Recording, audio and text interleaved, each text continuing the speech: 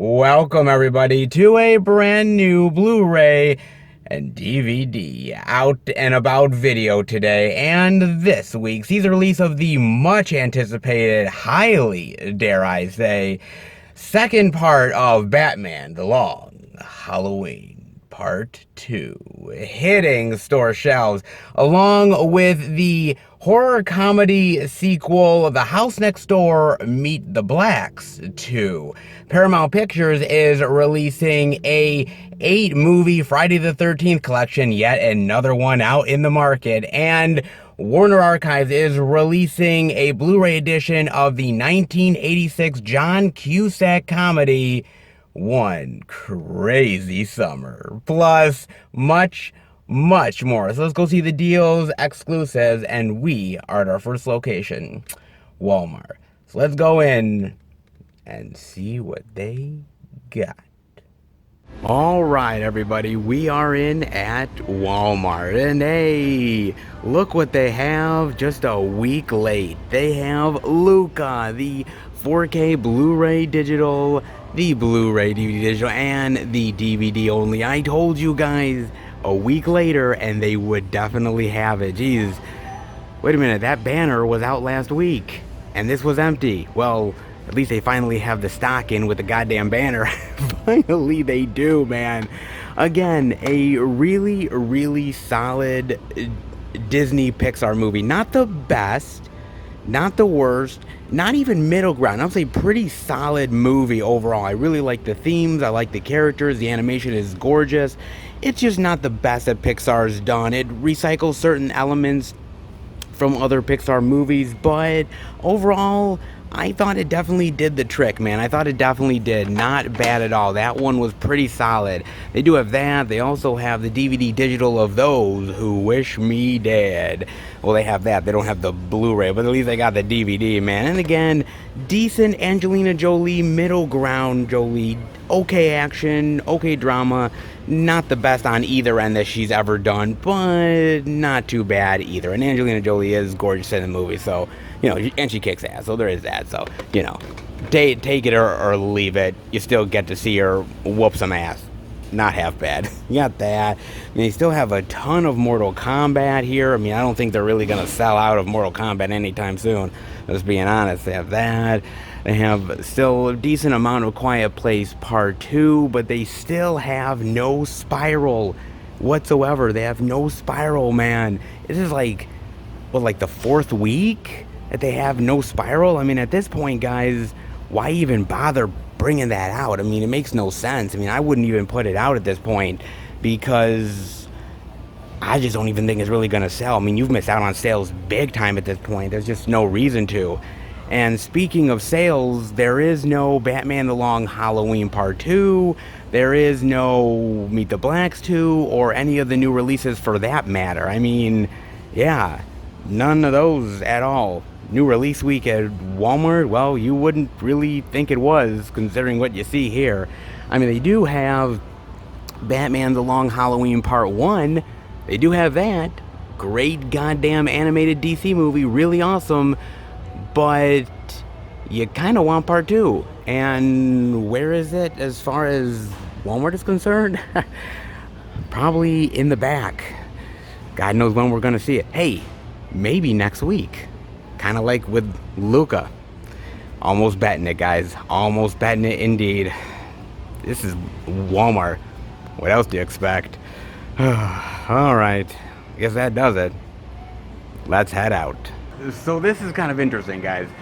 Here I am, walking up, hearing another employee talking to another one, and this guy is pissed. I am serious. He is fuming.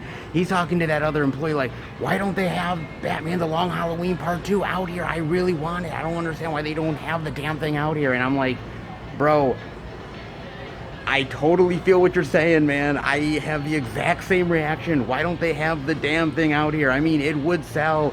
Hell, employees want the damn thing, for Christ's sake. Why don't they have it out here? Yes, I feel your pain in a big bad way. I really do, man. And here's the thing about it. They're missing out on sales, but honestly, they go by inventory, they go by stock, they go by how much you sell.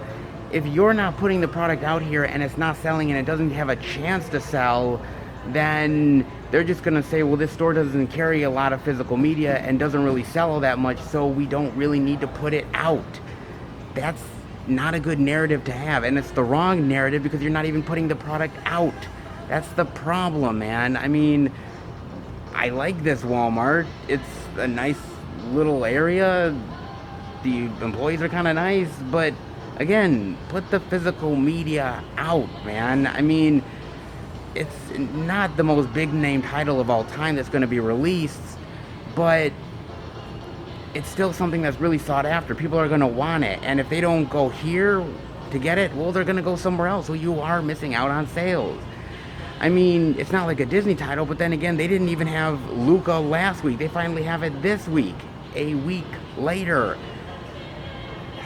Yeah, I mean, I'm always a hopeful optimist. I always want Walmart to get better, and, well, let's hope that happens, but that's easier said than done. In the meantime, well, they have diddly zippo zilch squat here. I mean, they do have stuff just a week late. And as far as some of the other releases you might be looking for, well, if they haven't had it in the last 3 or 4 weeks, yeah, forget that, man. Let's hope for new release physical media love next week at Walmart. Right. However, hopefully there is some physical media to check out. Well, let's hope we find it. All right, everybody. We are at our second location, Target. But before we go in, I got to talk to you guys about something. So, I went and I saw The Suicide Squad. I enjoyed it in the movie theater with my friend John. We had a really great time. And I was one of a certain amount of people who went. And I thought it would be very popular. Then I read the box office report, and that completely changed me, man, because this movie made only $26.5 million at the box office, well below what analysts were expecting, and I believe it's the lowest DCEU film to be, released to date, as far as I'm concerned. I believe it is. Now, everybody is considering this a failure. It's a flop, it's a failure, it didn't work, it was an experiment, and everybody is pointing fingers at everybody else. Well, it was rated R, and that's the problem, or James Gunn's style isn't just not very commercialized, you name it. Everybody's pointing fingers and blaming everybody. It's a whole shit show.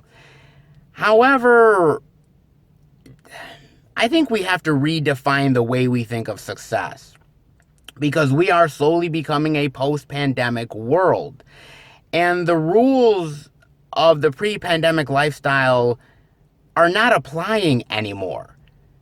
Because with COVID, everything has changed. More people are staying home now, which means that they're missing out on the theatrical experience.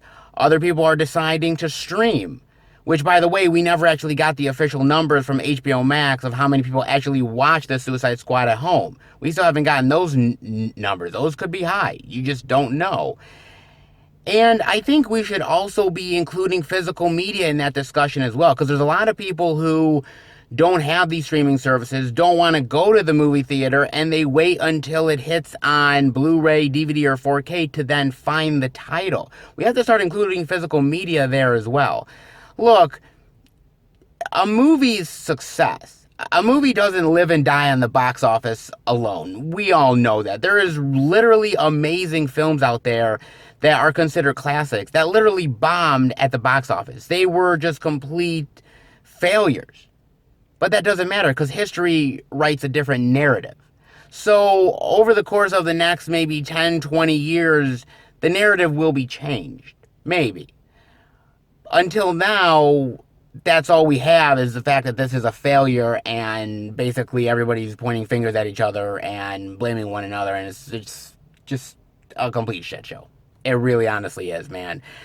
And I think we need to look at box office revenue. We need to look at a success of a film in a very different way than what we're doing. It's not just box office theater numbers anymore. It's streaming, it's physical media, it's everything that combined that makes a movie a success. Now, a movie, I think, has to make like double or triple its budget in order to actually make its money back and give a little bit extra to the studio. This movie, all in, including promotion and everything, costs about $200 million, maybe a little bit more. They're not going to make that. Not even close, man. And again, you can have a lot of ways to blame for that. You know, whether it was the poor promotion, whether people didn't want to go to a rated R film, whether they had gotten bitten in the ass by the first Suicide Squad and didn't really want to go to this one, you name it. It doesn't matter whether the movie is good or bad. The narrative is already being written. And that's a shame. That's a really, really big shame, man. And I think studios right now are still under the impression of we need to make money. We need to do it through the box office, through theaters. And I think this pandemic has opened up a lot of doubt within movie theaters. And I think they've taken advantage of that through streaming.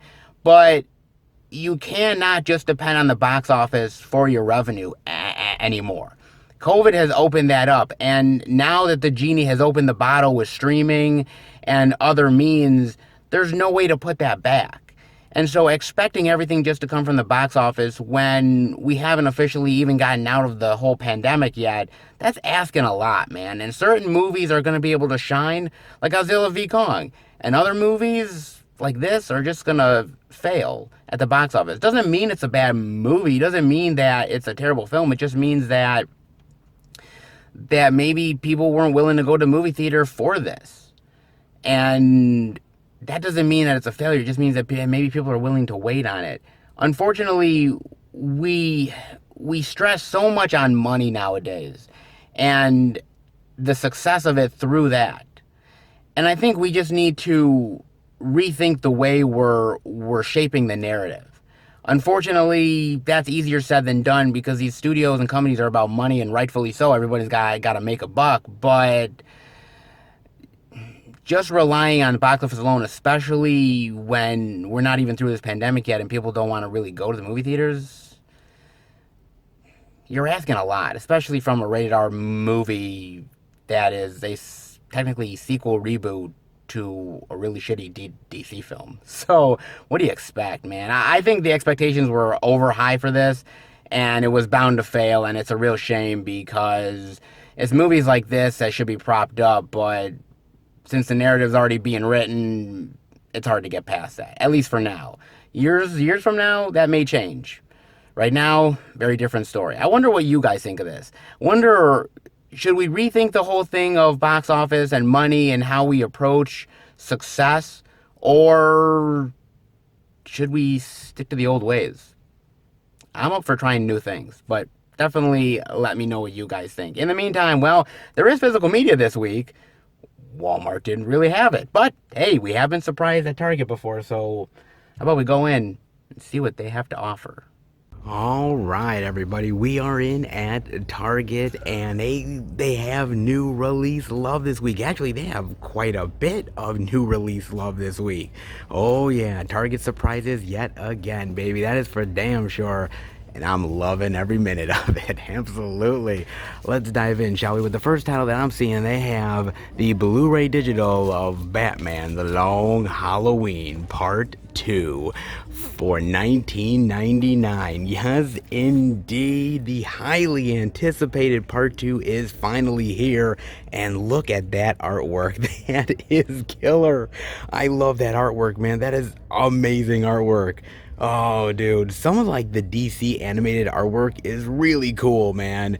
This is awesome. The Rogues Gallery that Batman has to battle. This is so awesome, man. So awesome. Now, this was very highly anticipated, man. People loved Batman: The Long Halloween Part 1. I was one of them. In fact, recently, I was at my Soundgarden. I was hanging out with John and Van. And we were there, and we were talking to one of the employees there, and they're like, yeah, dude, like, Long Halloween Part 2, I can't wait, man. Like, people are really anticipating this thing, and I can't blame them. Like I said, Part 1 was amazing. It was fantastic. It was everything I wanted and so much more. The mystery, the intrigue, the animation, the action, everything was completely stellar. It was fantastic, man, and I wanted more of it. And so I was so happy that part 2 is finally here. So the real question is, does this film live up to the hype that everyone had for it? Does it live up to the great, wonderful response that part 1 got? Does it live up to all of that? And it's safe to say that it actually does. It really does. I mean, it picks up almost really right where the last one left off, where obviously we're still hunting for the holiday killer. All the mystery and intrigue is still there. Secrets that are being kept and alliances that are being formed. There's so much going on here in this story, in this plot line, and I loved every second of it. The idea that this killer is still out there, the mystery of who it is, all the while, you know, Batman is succumbing to the demons that he is having in his life and the regrets that he has, and people taking advantage of that, and enemies at every corner that he has to battle. It is amazing. It is fantastic. I really love the animation here. I love the personalities. I love the really great villains in here, man. I mean, there's a whole great sequence with Scarecrow here where he gasses Batman, and he has this sort of horrific nightmare about his parents getting killed and him being the cause of it, and just really tripping out big time. I love that. Or the sequence that he had with Poison Ivy where she's manipulating his mind is so great, man. Even the stuff with Two-Face is amazing. I just love how they create the Two-Face character and the multiple personalities between Dent and his evil counterpart. I love it so much, man. I thought the action was spot on here. I thought the voice acting was incredible here. I think everything is well done. I mean, here's the thing about it, though, guys, to be honest with you. I did my research, and there is a lot of differences between the graphic novel, comic book, and the animated films. Now, I know there is some purists out there that are going to be like, oh, you needed to make a straight-up adaptation of the comic book material. And yeah, there is going to be some of those people out there that say that. Yes, there is people out there that want to be purists and no changes whatsoever. I get it, but I got to admit the changes that they did do, I actually kind of dug. I really did dig quite a bit, man. I thought it was actually very well improved upon. I mean, I read the comic book, I read the graphic novel stuff. I thought it was good. I thought it was some really great material, but it's not like it couldn't be improved upon. And I liked what they did, whether it was the holiday killer's motivation of why they were killing the mob family the way they were, whether it was the different stuff between the relationship with Catwoman and Batman, the Poison Ivy stuff, Two-Face. I like the fact that they went in a slightly different direction. If you want to read the comic book stuff, it's out there in the ether. You can read it anytime you want. I like something that takes the essence of a comic book or a graphic novel and puts its own spin on it. And I think Batman The Long Halloween really does that in a really great, solid way, man. And I thought the differences really were well improved. I actually did, man. I thought they made a little bit more sense than what they did in the comic book. I mean, the comic book is legendary. It's a great Batman run, really well deserved, but sometimes an improvement or two is worth it. Sometimes there's a change that makes a little more sense, and I think this anime adaptation definitely does that in a really great, pleasant way, man. I mean, the movie is still just as good as part 1. The animation is still solid. The action is great. The characterizations are wonderful. If you are a DC animation fan, this is a must-have. If you are a Batman fan, this is beyond a must-have.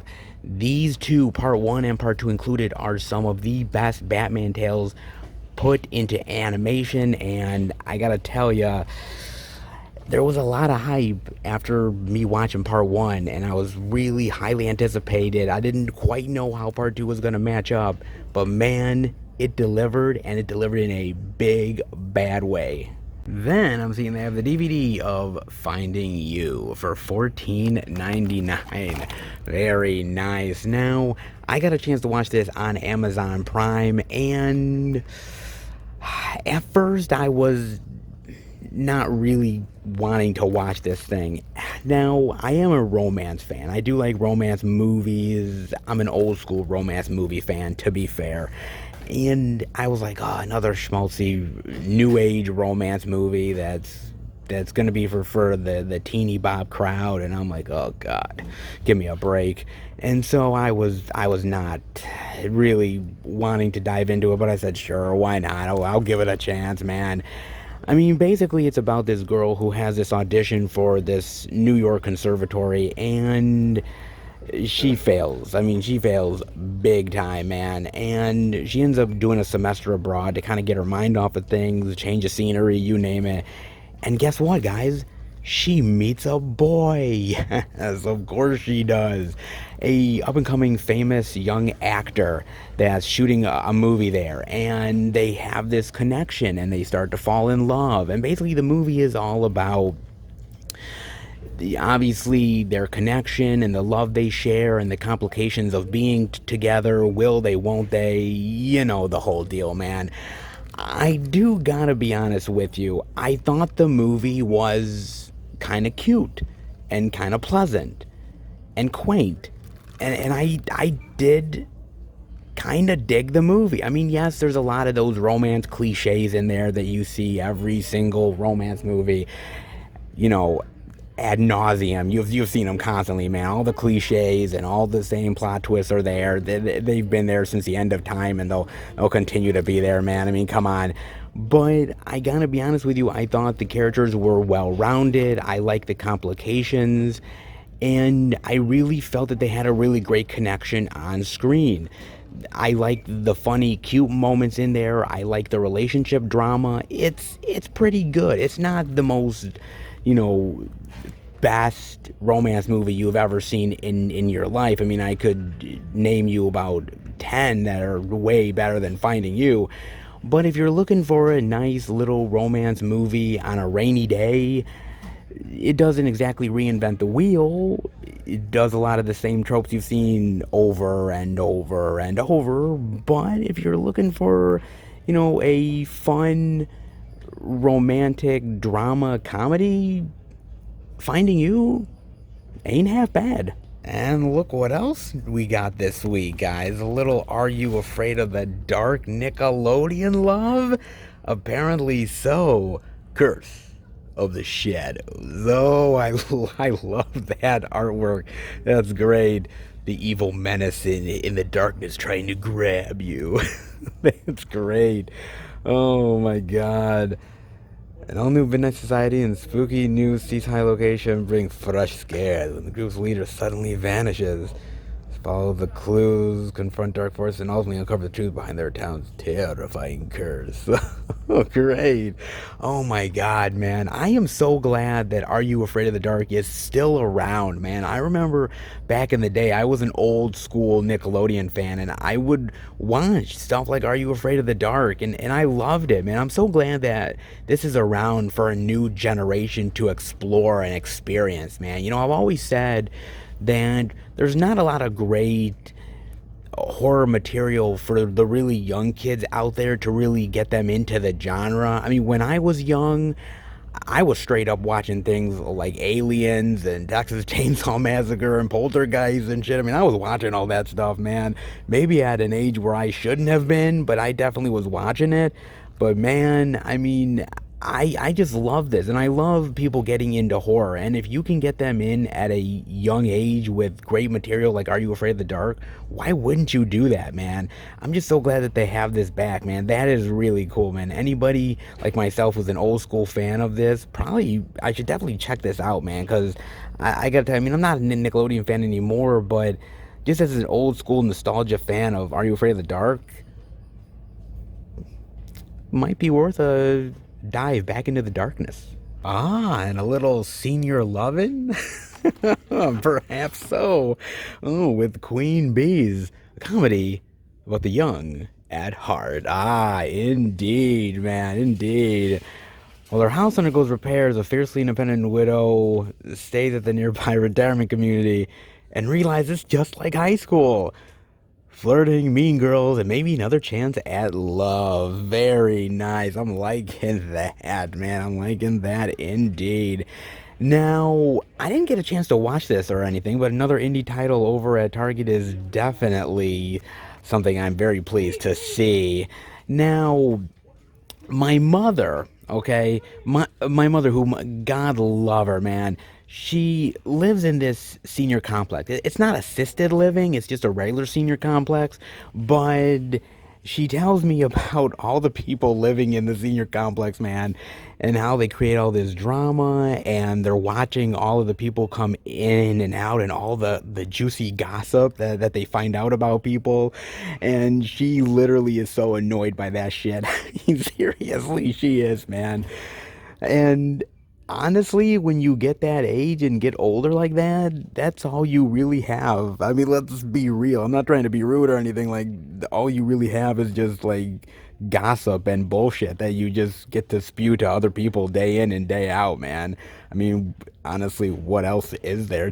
And seriously, we're all gonna be in that position eventually, so you better get used to it, god damn it. I mean, man. Oh Lord, but honestly, senior complexes are really like this, man. Like, it's all about the drama and he said, she said, and all the juicy gossip. Oh, did you hear about the neighbor? And the neighbor bought a new car. Oh, I wonder where they got the car. Oh my God, he can't afford that car. Trust me, I've heard it all from my mother. It exists. It's real. Okay. Oh man, but I got to admit I love movies like this though, because honestly they don't make as much movies for the older crowd as they really should, man. I mean, we're always making movies for a certain demographic, and as you get older, that demographic sort of, I don't want to say dies off, but at a certain point they don't really care about you anymore, or they do to a certain extent, but they're not making movies for you as they used to. But I love these sort of old school movies of, like, the older generation and the idea of finding romance and love, and that even though you're old doesn't mean that you're dead, that you can still live your life, man. And I do appreciate these type of movies, man. I mean, certain actors have made whole careers out of it. I mean, the Golden Girls, for Christ's sake. I mean, come on, man. So on and so forth. There's a lot of that stuff out there in the world. I mean, I've loved movies like The Book Club, and even stuff that's not really, would say, old people, but even something like The First Wives Club. I mean, there's movies out there like this, man. But I love a lot of these actors. I mean, Ellen Burstyn, James Caan, and Margaret, I love as well. Christopher Lloyd, come on, man. I mean, Loretta Devine, Jane Curtin. I mean, all these actors are really great. I've seen them in so much great stuff. Long time ago. I love all of them. I've seen a ton of their movies, man. So I'm really glad to see all these people working. And a little senior citizen love, well, it never hurt nobody. Hey, one day I may be there. So if I can get a little senior citizen loving when I get older, hey, I'll take it. Ah, the Misfits, the DVD digital for $12.99. Now, I got a chance to watch this on Amazon Prime, but actually, I knew about this film, or at least I heard about it a few months ago. How would I even know this movie even existed? Well, because of one of my coworkers. This coworker of mine came up to me, right? This was like a few months ago. Came up to me, said, "Oh, hey, did you hear about that new Pierce Brosnan movie?" What? I haven't heard of a new Pierce Brosnan movie. Yeah, I saw an ad on Facebook about it. Some sort of Ocean's 11 type movie. Pierce Brosnan is starring in it. No, your guess is as good as mine. And I was really confused. I'm like, I have not heard of anything with Pierce Brosnan in a while. But he swore that he had saw something on Facebook, and I was like, right. Until we get to this here, and now I'm thinking to myself, oh man, I really need to apologize to him because I thought it was crazy. I really did, man. But I wanted to give it a chance because of Pierce. I really did, man, because, it's Bond, man. He's Bond, and to me, he was one of the best Bonds. So I give anything with Pierce a chance from time to time. Certain things, no, but this I decided to, man. And basically, it is like Ocean's 11 style, pretty much. I mean, It's this sort of ragtag Robin Hood style group where they steal from these evil people and basically give to good people.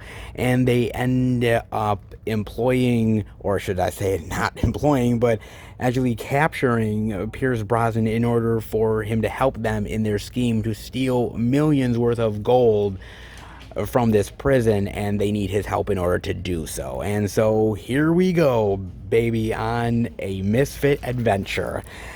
Now, the movie is actually pretty good, all things considered. It's not a bad movie. Like, in the grand scheme of things, as far as an action, intrigue, going on an adventure to steal stuff movie, it's not the worst thing you've ever seen in your life, okay? But it's not exactly the best either. The problem with the movie is that it's fast-paced. What I mean by that is everything goes by in a blink of an eye. Okay, you introduce the characters, okay, we're on to the next thing. Okay, you see the prison and you see the gold, okay, we're on to the next thing. Okay, they capture Pierce Brosnan, okay, we're on to the next thing. Okay, we see the bad guy real quick, okay, we're on to the next thing. It just keeps on just going and going and going. It's like the Energizer Bunny of heist movies. I mean, I'm serious. It really is, man. There's no stopping to take a breath here. They just move so fast onto the next action scene, onto the next character, onto the next scenario, that you just have to keep up. And if you can't keep up, then screw you. I mean, it felt like this movie was made on the cheap for a certain amount of money, and they just said, okay, we had this many days to do it, and we just got to go. And that's it. And unfortunately, that is kind of a buzzkill for the movie, because you see, when it comes to heist movies, something like an Ocean's 11 or something, is that you need to have things a little bit more drawn out. You need to establish things a little bit more. It's all about the quirky characters, the quirky scenarios, the cool little misdirections. And this movie does have that, but it's so quick and it so moves on to the next thing so fast that you don't really have time to process anything. And that's a problem. It just doesn't really give you any time to really care about any characters or care about their situations. You know, oh, well, it establishes Pierce Brosnan as a thief and a father that has a daughter with daddy issues. Okay, we're on to the next thing. Like, it just moves so quick that you just don't have time to care about anything or care about any scenario. It just goes by in a blink of an eye, and that's a problem. And I wish the movie would have slowed down and given us those slower, more intimate moments and given us some great character stuff that I would have cared. I just don't give a shit, man. And that's a problem. I mean, Pierce Brosnan is good in this movie. I actually think he's the best thing about this film. I think he's great here. I mean, he's good in here. I thought Jamie Chung had some nice moments. Tim Roth has the potential to be a good bad guy. They set him up in an interesting way. They just don't pay him off very well. And the movie is so quick that you don't get time to really revel in his evilness or his evil plan or the fact that he has a relationship with Pierce Brosnan's character. It just goes by so fast. You just don't care. And that's the problem, man.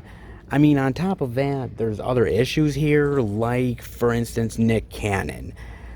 I'm sorry, Nick Cannon is annoying as shit, okay? I'm being real. Nick Cannon, I don't know how anybody can stand this dude, man. I was annoyed the whole movie with this guy, man. The voiceovers and his little quips and his jokes, which were completely lame and unfunny.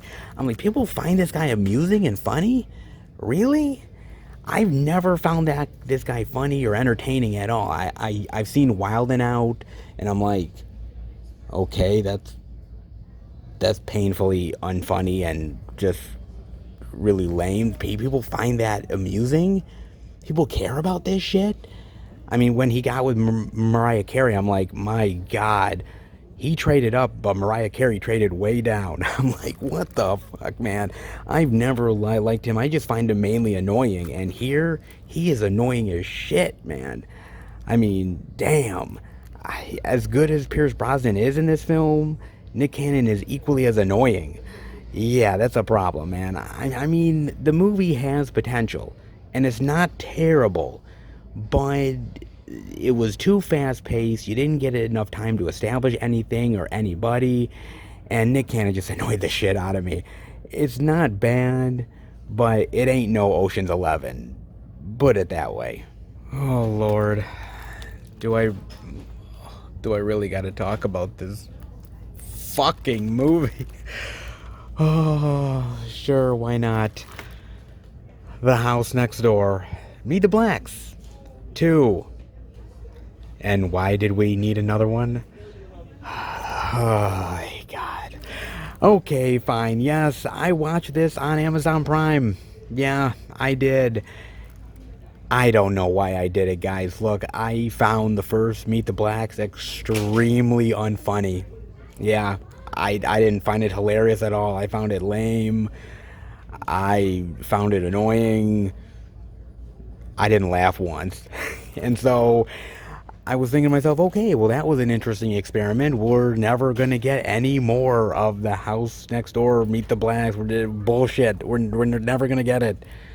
That was 2016. They decided in 2021 it was a good time to make another Meet the Blacks movie. Seriously. What fucking studio executive do I need to beat with a baseball bat in order to get some of my sanity back after watching this piece of shit? I'm serious, man. I mean, so basically the first movie was kind of a parody. It dealt with the Purge and all the jokes that were behind it and all that jazz. Okay, fine, well, whatever. Painfully unfunny, terrible, okay? This time around, well, he moves his family to a different house, but the same problems exist because instead of dealing with the Purge, he has to deal with vampires. Yes, Cat Williams plays the master vampire that he is trying to destroy. Oh, fucking hell. God. Okay, look, man, basically every vampire joke, vampire stereotype that you can possibly imagine, yes, is in this movie, and yes, it's not played for any type of laughs. It's just painfully and excruciatingly unfunny, man. I mean, Mike Epps is really terrible here. Cat Williams is mundane as hell. I mean, the only way you know that he's a vampire in this movie is they put white makeup on him and a Britney Spears wig. Okay? That's it. That's when you know he's a full-on vampire. They put white powder on him and a fake Britney Spears do. And that's it. Damn. God damn it, man. I mean, it's every stereotype that you can possibly imagine, man. I mean, just thrown in your face for an hour and a fucking half, man. It is terrible, dude. It really is, man. And no one comes out of this smelling like roses. Nobody. Mike Epps, Cat Williams, nobody. Not even Danny Trejo, who makes a small cameo in here. Yeah, nobody's safe. Okay? Nobody. I mean, I love Danny Trejo, but man, he can't even save this shit. Okay? I like the idea of a Mexican Blade. Give me that movie. I'll take that over this piece of shit any day of the week, man. Damn. God, this is just god awful, and it's terrible, and I gotta admit, man, like, halfway through this movie, I thought about turning it off. I'm serious, man. I was like, oh my God, I'm just bored to death. I'm bored to death. I'm not laughing once. The jokes are just so painful to sit through that you just wonder who came up with this shit. And halfway through, I thought about giving up. I thought, man, I'm gonna give up. I'm gonna turn it off, man. And the only reason why I kept on watching this thing, the only damn reason I did, is because I said to myself, you know what? I sat through a lot of turds, man. I've sat through a lot of turds. This movie is not going to defeat me. You know, I suffer a lot. This movie is not going to bring me down, god damn it. And I just suffered through, and I'm not better off for it. Oh my god, I'm not better off for it, man. I mean, who thought making a sequel to this was a good idea? Who thought this was even worth a thing, man? I mean, seriously. These comedians can be funny at times, okay? Cat Williams can be funny. Here, he's just aping off of other better vampire films like Fright Night. This movie takes a lot of shit from Fright Night, man. Oh my god, man. Jeez. But it's trying to be like a parody film, but yet you're parodying a movie from the 80s? And you're parodying like Blade from the 90s? Like, I don't understand this. Like, what are you trying to do here? What are you trying to go for? Like, it doesn't make any sense why this movie would even exist, man. Like, I don't know if they made a deal with the devil, but man, you better get that contract back, man, because I'll tell you, man, Satan must be wiping his ass with this and laughing, man, all the way to the bank. Jesus, man. This thing is god-awful, man. And somebody had the nerve to call this the comedy event of the summer. I don't know what the fuck they were smoking. I don't know how high they were, but damn, man, yeah. Man, get sober quick, because Jesus Christ, this is not a great comedy whatsoever. Man, I've seen some really painfully bad comedies out there, like Little Fockers.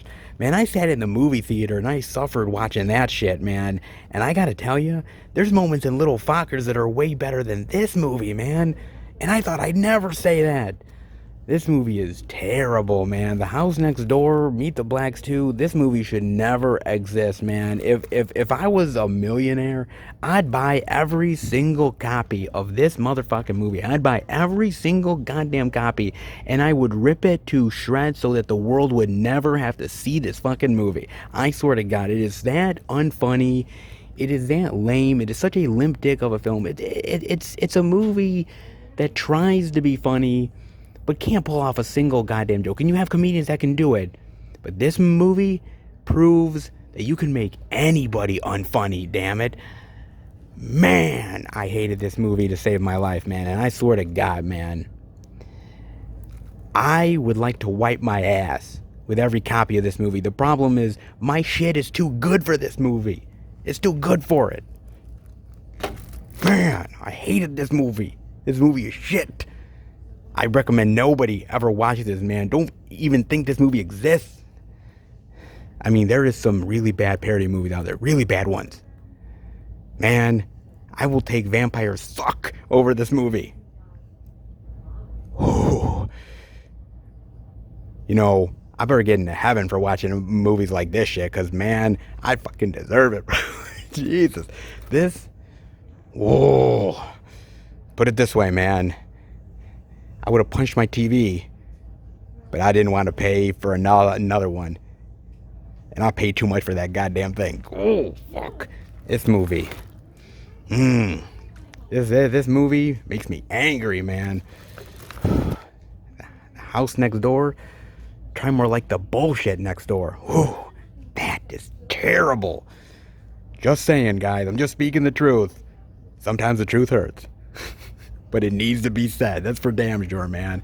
Oh, other than that piece of shit, we did get some good releases over here at Target. Not half bad. And actually still a lot of Luca, including the exclusive Target edition. I thought that would have sold out, man. But they still got a decent amount of copies of that, man. So, hey, you still got a lot of Luca love here at Target. Not bad.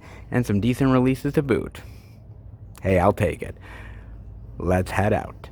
Now that is what a physical media release week should definitely be, baby. No doubt about that. My God, Target delivered in a big bad way. And I'm actually kind of surprised, guys, all things considered, because it's not exactly the most crazy, plentiful physical media release week of all time. We have a couple big name releases. a little smaller indie love, but boy, Target came out of the gate swinging. They really did, man, and they brought a lot of really great releases and great titles out there, man.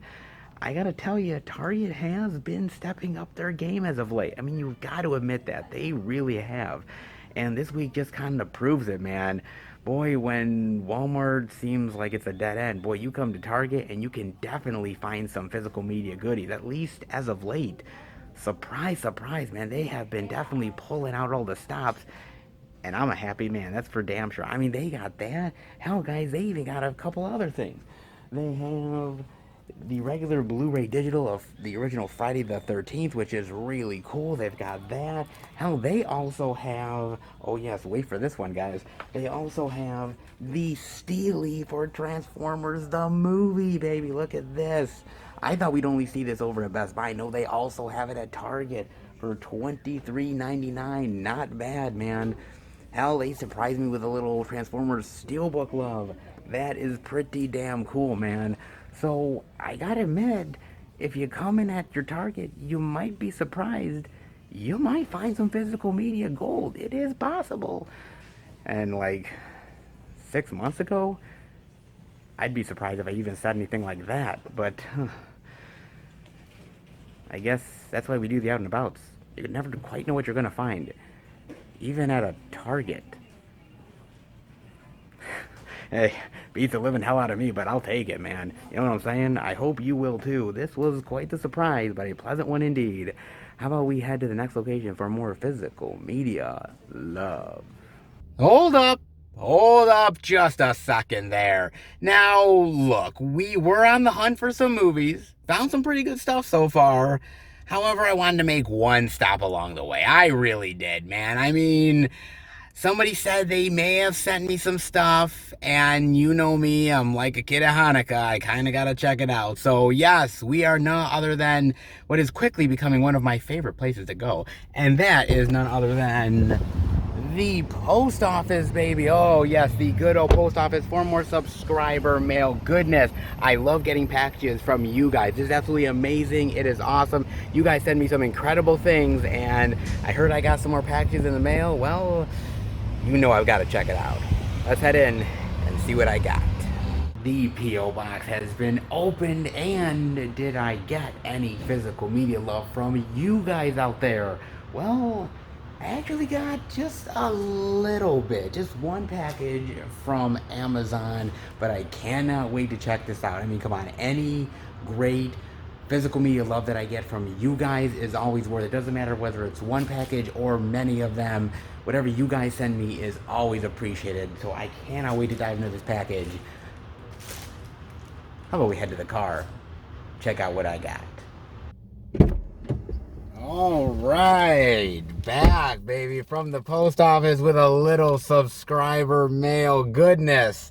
Yes, indeed, baby. I am very curious to check this out. One of you guys told me, hey, I did send you something. It should hopefully be there, and looks like it might have been.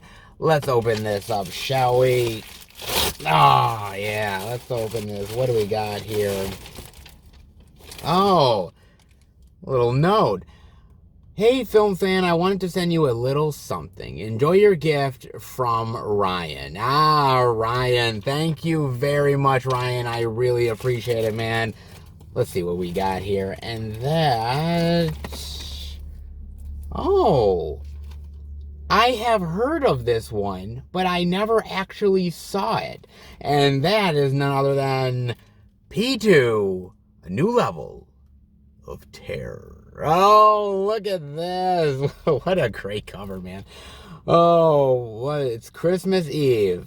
Why can it never be Hanukkah? God damn it.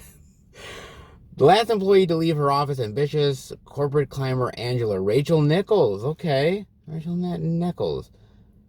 Thomas West Bentley, a seemingly friendly security guard, comes along and offers to help, unable to get the engine to start. A small Christmas meal. Oh, her refusal. Oh, he goes after her. Shit, really? Nice. Stylish horror thriller.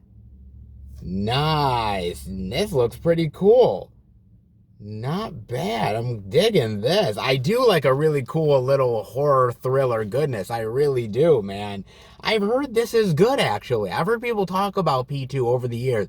Like, oh yeah, P2 is a really good, like great horror thriller. I've heard good things about it, but I never actually had gotten to watch it. So now this is like the perfect opportunity, because if I like it and there's a Blu-ray, it could be staying in the collection. Could be indeed, man. This looks really cool, man. I like Wes Bentley too. Rachel Nichols is always cool, man. I like a good like survivor girl against a psychopath type of movie, man. I have a bunch of them in the collection already, man. I mean, I'm a sucker for those ones. So this could be really cool, man. Not bad. And some cool special features. Audio commentary, making of. I'm liking this. Pretty cool. Ryan, thank you so much. This is awesome, man. I mean, hey, I always love a good horror thriller, man. I always love getting my heart racing and survivors girls beating up psychotic, psychopathic nut job. I love that, man. So this could be right down my alley, man. I appreciate the love so much, man. This is definitely getting watched. That is for damn sure. As is everything I've gotten from you guys. And I've gotten a ton from you guys. You guys have surprised me all the way. Every single thing I've gotten in the P.O. Box has been absolutely amazing. And this is no exception, man. I cannot wait to dive into this, man. And I cannot wait to dive into any more subscriber mail goodness that you guys may want to send me. If you do, the P.O. Box is in the description below. If you guys want to send anything, physical media, love, posters, care packages, you name it, you can do that if you are wanting to, in the description below. You guys have asked me constantly for a long time, hey, we want to send you some cool stuff. Where do we send it? And I did this for you guys. And you guys have not disappointed in the least bit. I've gotten some amazing movies in the mail, things that I never thought I'd ever get from you guys, and you have absolutely blown me away, and I can't wait to what I get next from you guys. It's amazing. I love it. Any subscriber mail love is good, and I definitely am interested in this title. Thank you so much, Ryan, and thank you for anybody who has sent anything my way. I truly appreciate it. Everyone, it's been amazing, and everything coming, well, I cannot wait to dive into it. So hopefully some good mail love is coming very soon. Cannot wait to dive into more. But in the meantime, well, a little subscriber mail love never hurts somebody. But we are headed for more physical media goodness. So how about we get back on the hunt and find the titles that are out and about. All right, everybody. We are at our third location, the second Walmart. I'm going to go in and check out if there's any interesting physical media worth showing off. If there is, I will bring it back to Film Fan 108 HQ and show it off to each and every one of you. But before I do that, I got to talk about a trailer with you guys. And I can't wait for October when the Chuck is back. Or I should say, don't fuck with the Chuck. Oh, yes, the sci-fi series original TV show Chucky is coming to eyeballs very, very soon, man. Oh, and they just released the trailer, and my God, I had to watch it. I am a fan of the Child's Play Chucky series. I am, man. I mean, I love them all to certain varying degrees. Yeah, some more than others, others less so. Seed of Chucky, anybody? No, it's not terrible, but still, it's one of my least favorite ones. But I appreciate them all to a certain extent, man. And it's a series that is still going. It's a series that has not rebooted itself or done a remake or a reimagining or anything like that. The series is still going. That same iteration of Chucky is still moving forward. How many series can you really say that for? Not many, man. So you gotta give Chucky a lot of credit in that.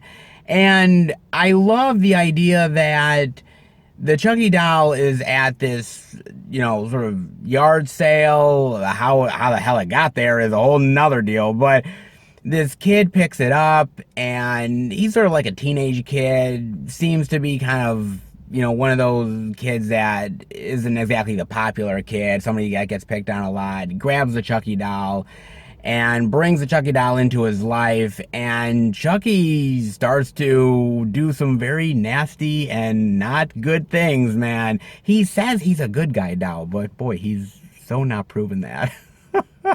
Not even in the least bit, man. And he starts to sort of terrorize this school and terrorize anybody who fucks with this kid and anybody that Chucky deems is worth killing, which is pretty much everybody. So that's fun.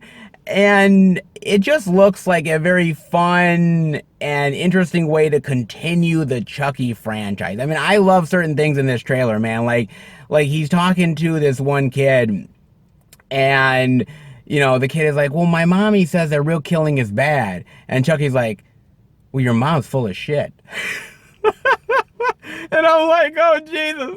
I was like, that's the perfect Chucky line, man. I just love, like, I'm going to go kill your sister. And he's just so matter of fact, man. He just doesn't give a fuck. And I love that, man. And from what I know, this connects to the films. Now, the trailer didn't really give anything away how it connects. But I do know that Fiona Dourif is coming back as the same character from the last couple of Chucky movies. Brad Dourif is voicing the character of Chucky, which, come on, continuity, that matters. Brad Dourif is Chucky, man. You also have Jennifer Tilly that's going to be in here as well as Tiffany. So the franchise is continuing. I'm very curious because, look, I really did love the last Chucky movie. I thought it was cool, man. Very creative, very bold in the direction that they're going to take the franchise. And if they do what I think they're going to do, it's going to be pretty cool, man. I got to admit, at first I was a little skeptical. I was like, okay, a TV show for Chucky on the Sci-Fi Channel? Like, as I was like, I don't know, man. And I was kind of hesitant. But after watching the trailer, I'm actually on board with this. I'm not going to say that it's going to be a perfect show. Obviously with sci-fi, you can only get away with so much, and they're going to have to do some workarounds. I get it. I understand that. But to take Chucky into the TV realm is kind of unique. And yeah, horror franchises have done that before. Friday the 13th has, but then again, that wasn't really a Jason show. Yeah, you had the Freddy TV show, but outside of like maybe one episode, it wasn't really about Freddy. Here, Chucky is about Chucky, and this whole through line of him terrorizing this town and how it connects with Tiffany and the journey that this character is taking. I'm very curious to find out where this goes, man. Like I said, out of all the horror franchises, the old school horror franchises, not many are really continuing down the same, sort of through line. Chucky's like one of the only ones left, man. So honestly, I give a lot of credit. Don Mancini is involved here, which Don Mancini has been the one that's been shepherding the Chucky franchise since the get-go. So the creative team is there. The same people who have been in the franchise for such a long time. I hear Alex Vincent is going to be coming back. I mean, so you've got a lot of really great people that have been involved with the series for a long time being a part of this. I gotta have a hope that it's gonna be good. I really do. And I can't say that about many TV show properties that go from movies to an episodic TV realm, but here, I'm gonna have a little bit of hope, and I'm gonna give it a chance, man. I mean, I love Chucky, I love that character, and man, if they could pull it off, it's gonna be really genuine and unique, and I think this might be the right way to go with it. I'm curious as to what you guys think. The trailer is cool. It's got some really great Chucky moments. I can see some really cool kills on the horizon. And come on, I just love Chucky, man. If I had a doll like that, boy, a lot of my enemies out there, you would be toast. You would be toast. Let me tell you something. You would be killed in the most gruesome, fun way of all time. And I'd be smiling every single moment. Now I gotta go actually to more like flea markets, and I have to go to more, garage sales. I might find a Chucky doll. And if I do, you guys are fucked. You guys are indeed fucked, man. It looks great, man. It honestly does, and I can't wait to dive into it. Definitely let me know what you think about that. In the meantime, let's head into the second Walmart and hopefully some interesting movies worth checking out. All right, in at the second Walmart, and you know, if you can depend on something, you can definitely depend on this Walmart to deliver some indie goodness, weirdness, bizarreness. Oh, you know what that means, guys. Yes, there is a little bit of love for the second Walmart. Not a ton, but a little bit. But what I'm finding is really weird and ridiculous, and you know I've got to show it off, guys. So that means we are heading back to Film Fan 108 HQ, and you, Seth, yes, you get to show off those physical media goodies yet again. Yes, I am absolutely ready, baby. Let's show off that physical media. I know, you can't wait to show off the physical media. It's because I supply all the goodies to you, so of course you can't wait for me to give you all the goodies. You know, you are absolutely right. I definitely do look forward to the goodies that you send me, sir. I do? I really do? No. No, you don't. Just show off the physical media, damn it.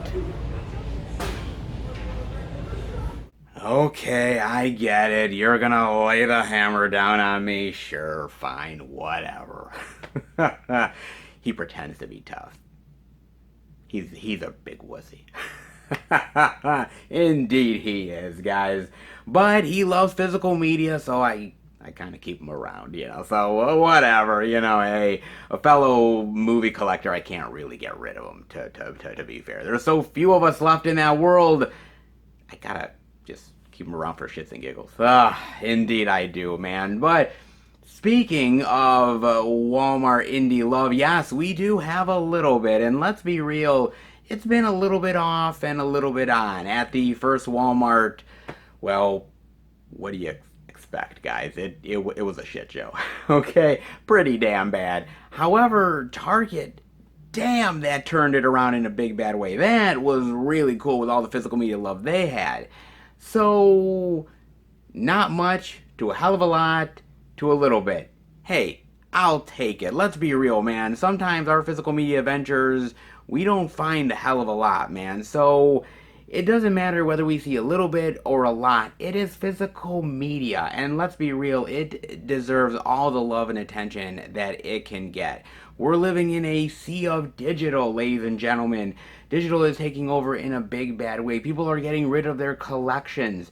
But you and I, we stay true to physical media. Why? Because it's the best thing going. It preserves movies. It preserves the actual intention of the filmmakers, and you just love a collection. You love a collection showing off the artwork and discussing the movies and the special features, and there's something that's magical about it that you can't really describe.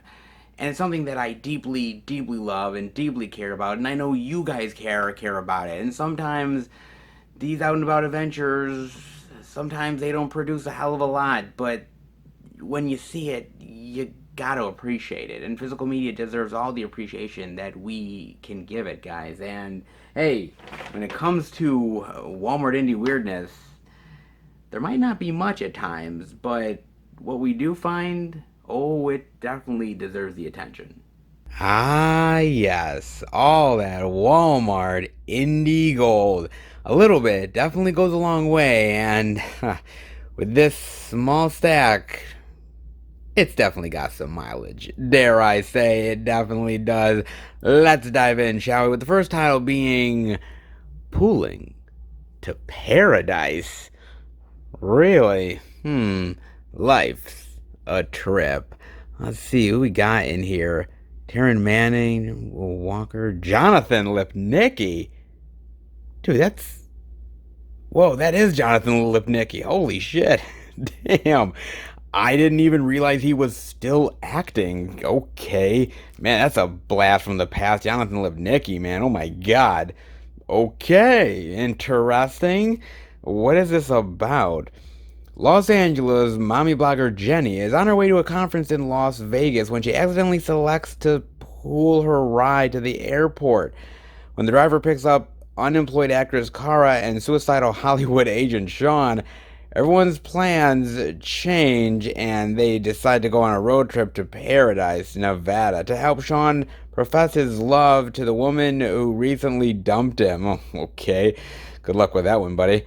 Along the way, those three troubled 30 somethings reflect on their regrets in life and vow to make a change for a happier future. Okay, so it's kind of like a road trip movie where people are trying to find themselves and they get into sort of these quirky adventures along the way, kind of. Maybe, I don't know, man. I mean, there's certain movies that I have that kind of are like that. Maybe. I mean, I have a really great one that I really do love, man, and I think it's actually pretty solid. And that is none other than Michael. I mean, Michael is a road trip movie where these people tend to find themselves and go on these quirky adventures, but it's more of like testing their faith and their beliefs in some ways. Still kind of interesting. Of course, the other one I could say, I mean, not really similar, but I mean, it is still a great road trip movie, and that is Road Trip. It's great, man. I mean, yes, not nearly anywhere like Pooling to Paradise, but probably way funnier and better characters. I mean, come on, man. That is an awesome, awesome movie. I mean, there's other ones like that out there that are great, sort of road trip movies, people finding themselves, kind of like Plane, Trains, and Automobiles. That's another one that is really awesome, man. Look. I'm not saying this is anywhere near Planes, Trains, and Automobiles because I kind of doubt it actually is, man. But I kind of like the idea that these 30 somethings are out there trying to find themselves and their lives are kind of lost and they learn to find it with each other. I kind of find that kind of cool, man. And Jonathan Lipnicki alone, that's got to be worth it just to watch this. I mean, my God, man. I haven't seen him since the Jerry Maguire Little Vampire days. It's been a long while since I've seen him in anything, man. Damn, dude, it's been a while. Hey, let's be real. A lot of child stars don't actually end up being well adjusted. So give Jonathan Lipnicki some credit, man. At least he's not like Jake Lloyd, man. And that guy, boy, he's definitely lost his mind a time or two. Hey, Jonathan Lipnicki at least has kept his mind intact and decided to stick with Hollywood. Give the guy a lot of credit, man. Hey, why the hell not? An interesting, quirky little road trip movie? There is some pretty decent ones out there. Is this one worth the trip? You never know. Destination Marfa. At the edge of existence. Huh. Little quirky sci-fi adventure? Maybe? I don't know, man. It's got Tony Todd in here. It's gotta be somewhat interesting. Well, let's see what this is about. Four lifelong friends are on the road trip of their lives. Having just partied at the Terlingua cook-off, they are back on the road when they are compelled to make a stop in the small town of Marfa, Texas. Marfa is famed for its mysterious nightlights, and the town's people are equally eccentric.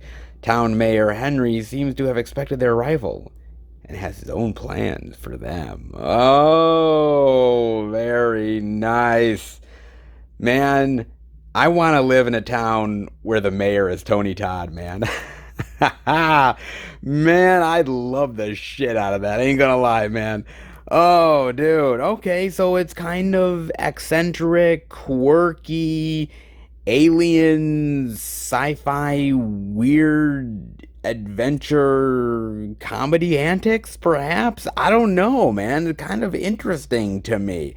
I mean, I love those type of movies where it's really sort of quirky and you have this sort of alien experience and the aliens itself are really eccentric and kind of weird and and just mysterious, and I just kind of like that aspect to it. There's something fun, adventurous, and kind of has perhaps a unique sensibility that I really appreciate, man. I mean, it's not really similar, but I would probably say this would remind me of The Frighteners. It definitely reminds me in some weird way of The Frighteners, just about this quirky town and some mysterious stuff is happening and a lot of these really weird characters. It kind of reminds me of that. Yes, this is more ghosts than obviously aliens, but the vibe still kind of seems the same. And by the way, The Frighteners is amazing. Michael J. Fox, great fucking role, man.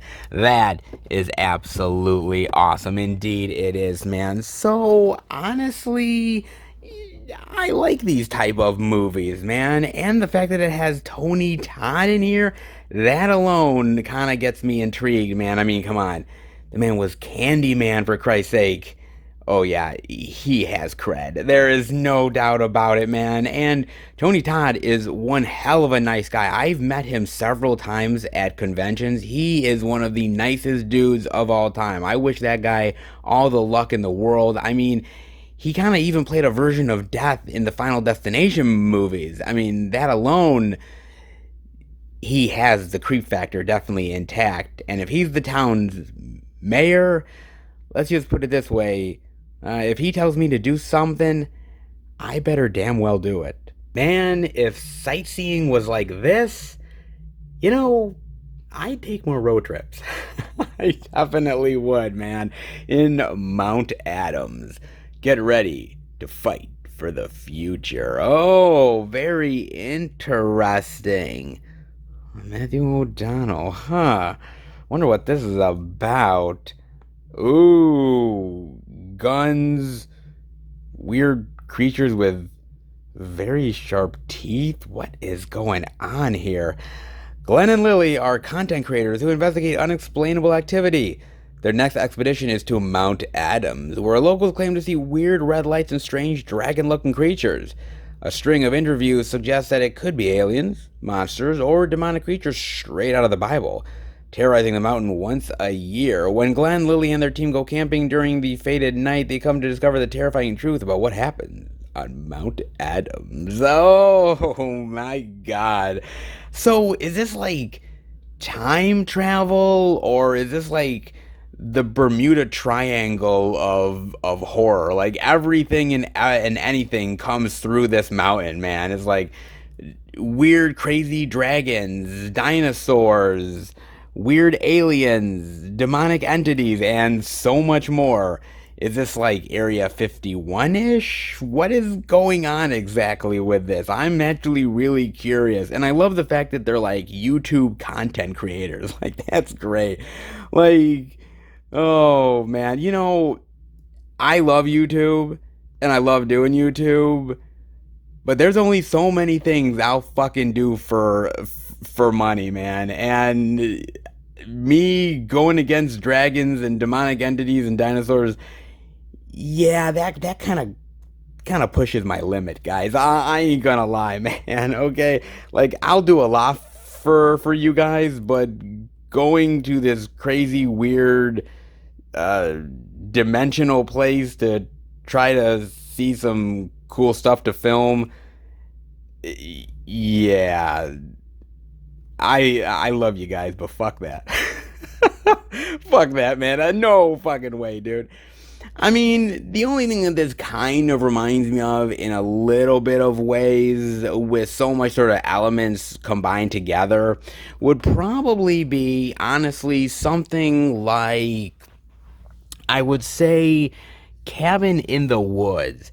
Cabin in the Woods, I mean, it's not really so much similar, but the idea that Cabin in the Woods is sort of this hodgepodge of so many horror elements that are sort of brought together, And it's so fantastic and so amazing that they were able to pull something like this off, man. I mean, I think that is brilliant. Like I said, I don't think that this movie even comes close to Cabin in the Woods, but I like the idea that there's all these different elements that are coming together and you have to find out the secret of why this is all happening. It could be quirky, it could be fun, adventurous, with some cool little horror elements in it. I mean, it is from Echo Bray, so expect the expected. It might be cheap as shit, guys. But that being said, it could be kind of fun. And with all those elements, it might actually be worth a watch. However, I'm not going to lie. If you guys expect me to do this type of content in the future, yeah, it's so not gonna happen. How about we dive into some dark stories? Oh, yes, baby. Monsters are not always in your head. I like that cover, man. That's cool. Oh, that's really nice. I'm liking that, man. What is this? Oh, I like that. Creepy dolls? Evil looking mummy bitches? What? Oh, what the hell is this? What if demons, the living dead, evil dolls, and other supernatural creatures came to haunt our apartments, houses, cafes, museums, and other places of daily life? How would you get through it? What would you do to stay alive? I'd invite them in. I mean, come on, guys. I'd invite them in. To smoke a little bit of a doobie, enjoy some munchies and maybe watch a few movies, You gotta treat them like your everyday pals. Isn't that what everybody does? Dark Stories tells 5 tales of gripping terror in a fantastic anthology where horror, suspense, and humor intertwine with stark reality to make you shiver with fear. A lone mother is attacked by a creepy, bloodthirsty doll, and to keep it from killing her sleeping son, she must use all her imagination to distract it with horror stories. Kristana Loken, Michelle Ryan, Dominique Pannone, for a night of unending terror featuring shadowy ghouls stalking in an art gallery, the final judgment before an impending apocalypse, a forensic scientist confronted by his zombie victim, and a nightmarish monster, and more. Ooh, I gotta admit, I am liking that synopsis, man. I really am, dude. Holy shit, I'm digging this in a big bad way, man. I mean, just the imagery and the synopsis kinda has me. I'm not gonna lie, man. And speaking of horror anthologies, oh, do I love a lot of good horror anthologies. Indeed, I do, man. I mean, come on. Obviously, I love something like Creepshow 2, which is amazing. Creepshow 2 is awesome. I love that movie to death. That is a really cool one. And there is so many more. I mean, obviously, you gotta talk about Creepshow, which is absolutely fantastic. I love that movie to death. That is one hell of a fun one, man. It truly is. And you've got so much more as well. From a whisper to a scream, Dead Time Stories, The Mortuary Collection, and of course, we cannot forget Body Bags. And I have many, many more horror anthologies as well. I mean, even something like Two Evil Eyes, which is really awesome as well. Oh, I have quite a few, and I do love my horror anthologies. I really do. Even this one from Vinegar Syndrome, Night Train to Terror. Oh, I love my horror anthologies so much, guys. I truly do. I gotta admit, I'm more old school when it comes to horror anthologies, more than I am the new school. I'm not saying you cannot make a good horror anthology nowadays. I think the Mortuary Collection pretty much proved that you can make something really good. But it is few and far between, man. I mean, we're so past the days of Creepshow and some of those old classic ones, man. It does get harder to make them. It really does. It's not easy to pull it off, but when you succeed, damn, do you succeed. And I gotta admit, This looks pretty solid to me. It can either be something as good as the Mortuary Collection, which definitely has a lot of homages to classy horror anthologies out there, yet makes its own, or it could go down the shitty path of Creepshow 3. Does many of you remember Creepshow 3? Probably not, because it's that forgettable and that crappy that no one ever wants to remember it. Which one will Dark Stories be? Well, I would be interested to dive into these creepy tales and find out. Oh, indeed I would, man. That looks intriguing, and I gotta admit, this time around, oh, it's very intriguing, very weird, very bizarre, but that's what the second Walmart does. And you gotta love it. I definitely do. Honestly, I can't really blame Jonathan Lipnicki for trying to find himself in his 30s. I mean, if I worked with Tom Cruise, I'd probably try to find myself as well. You know what? If Tony Todd was my mayor in my town, boy, you know, I might consider moving. I can't live next to Candyman. I just can't. Do I go with Mount Adams or Mount Doom? Honestly, I'll probably just take my chances with Saruman.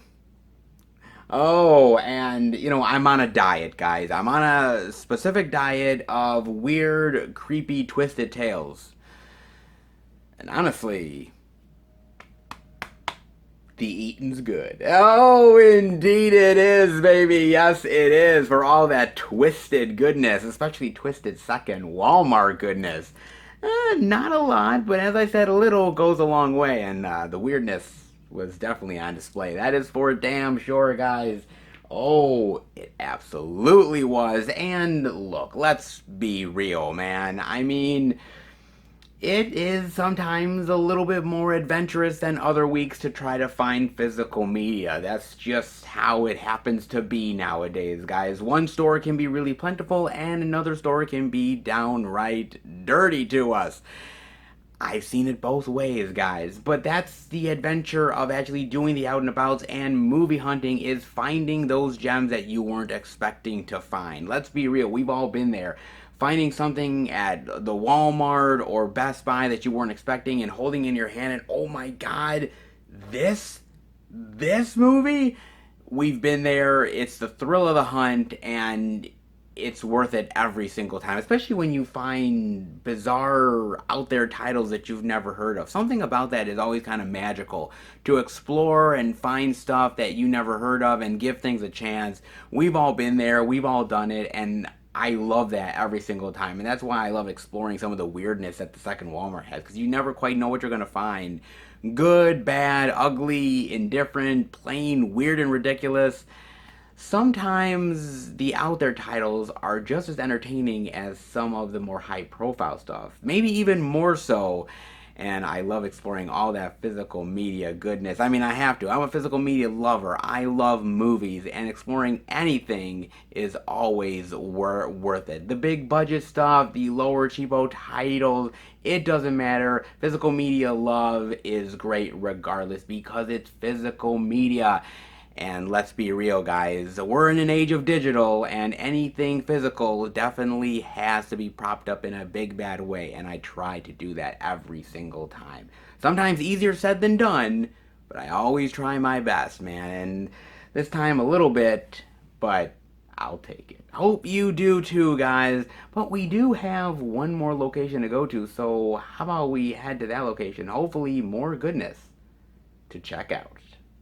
All right, everybody, we are at our fourth and final location, and a physical media week really isn't a physical media week until we get in a little beast love, you know what I'm saying? Because every out and about, you really need a little beast love in your life.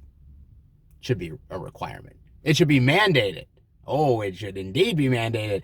And, well, if it is, I gotta participate. Indeed I do. And so we are at our next location, and that is none other than Best Buy.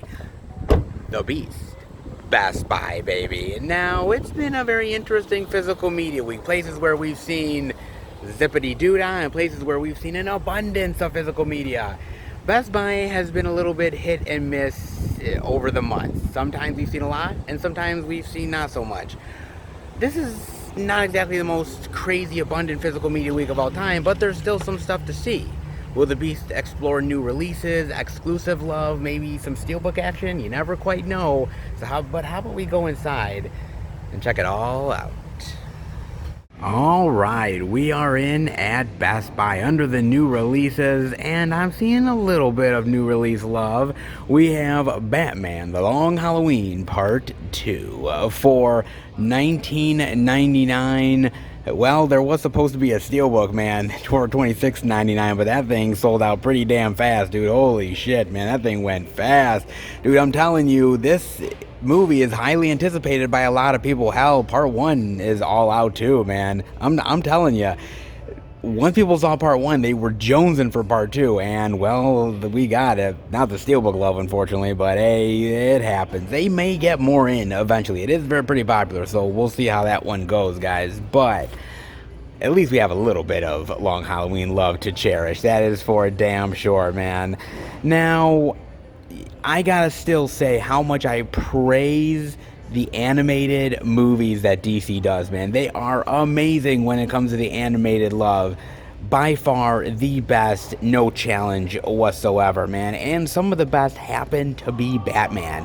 I mean, it really does. Batman is one of the best when it comes to the animated movies. And I've always loved Batman as a character. I think Batman is always a really genuine, intriguing dude, which has a lot of layers to him. It's not just the fact that he's rich, it's not just the fact that his parents died, but there's so much complexity to that character. And with this movie, and him facing the whole rogues gallery of villains that he does, I'm kind of curious to what you guys think about Batman's mentality of killing. Because that's what I thought about when I was watching this movie. I was like, should Batman kill these people, or should he show them mercy like he does? You know, at the end of the movie, the Holiday Killer talks to Batman, explains all of the motivation that happened, why they did what they did. And Batman just sort of walks away. Well, you're not going to tell Gordon, you're not going to do all this stuff, and he just kind of walks away from it. Understanding why this person did what they did, it's kind of interesting. I mean, there's no guarantees that this person is gonna not kill again. There's no guarantees on anything. Batman just goes on faith alone that these people are just gonna stop killing and that they're gonna change their ways. And I think Batman is always hopeful and optimistic that all these people are gonna change their ways. They're gonna go into Arkham Asylum and, you know, they're going to get the help that they need, and they'll come back a reformed citizen. And I kind of laugh at that because I'm like, it never practically happens. And at a certain point, you ask yourself, you know, should Batman just say, fuck it, and just kill these people? I mean, you'd be saving the police department a hell of a lot of paperwork and trouble. The town would be less terrorized, and, hey, you can actually kind of relax and go to the Bahamas every once in a while and not have to put on the sweaty suit and fight crime. Is there a mentality with Batman that he needs those villains almost as much as they need him? The idea that he's defined by the villains themselves, and if he has nobody to fight, then who is he essentially? It's a very complex question and a complex answer, and there's no right or wrongs about it whatsoever. But I always find it interesting because I grew up with Keaton as my Batman, and if you look back at those movies, Keaton killed. I mean, he actually did. He killed people. He didn't mind killing. I know a lot of people look back at sort of the Bale stuff. Well, Bale didn't kill, but you look back at Batman Begins, and he knowingly kills Ra's al Ghul, knowing that the train was going to smash into the building, knowing that he handcuffed him. So there is a code that Batman has, but how far does that code extend exactly? I mean, you look at the Ben Affleck Batman, and he definitely maimed and killed people. I think there's a line that gets straddled with Batman.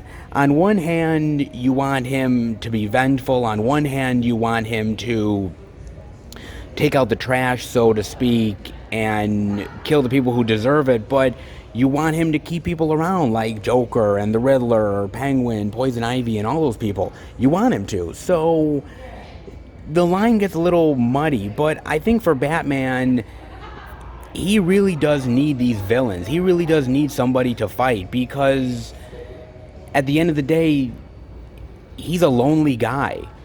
And he almost feels companionship to these villains. He really does. It's odd to say that, but it's entirely the truth, man. And I'm kind of curious as to what your guys' opinion on it is. I mean, Batman's a complex character alone, but these villains sort of define him. And without that, who would he really be? I mean, with Superman protects the world.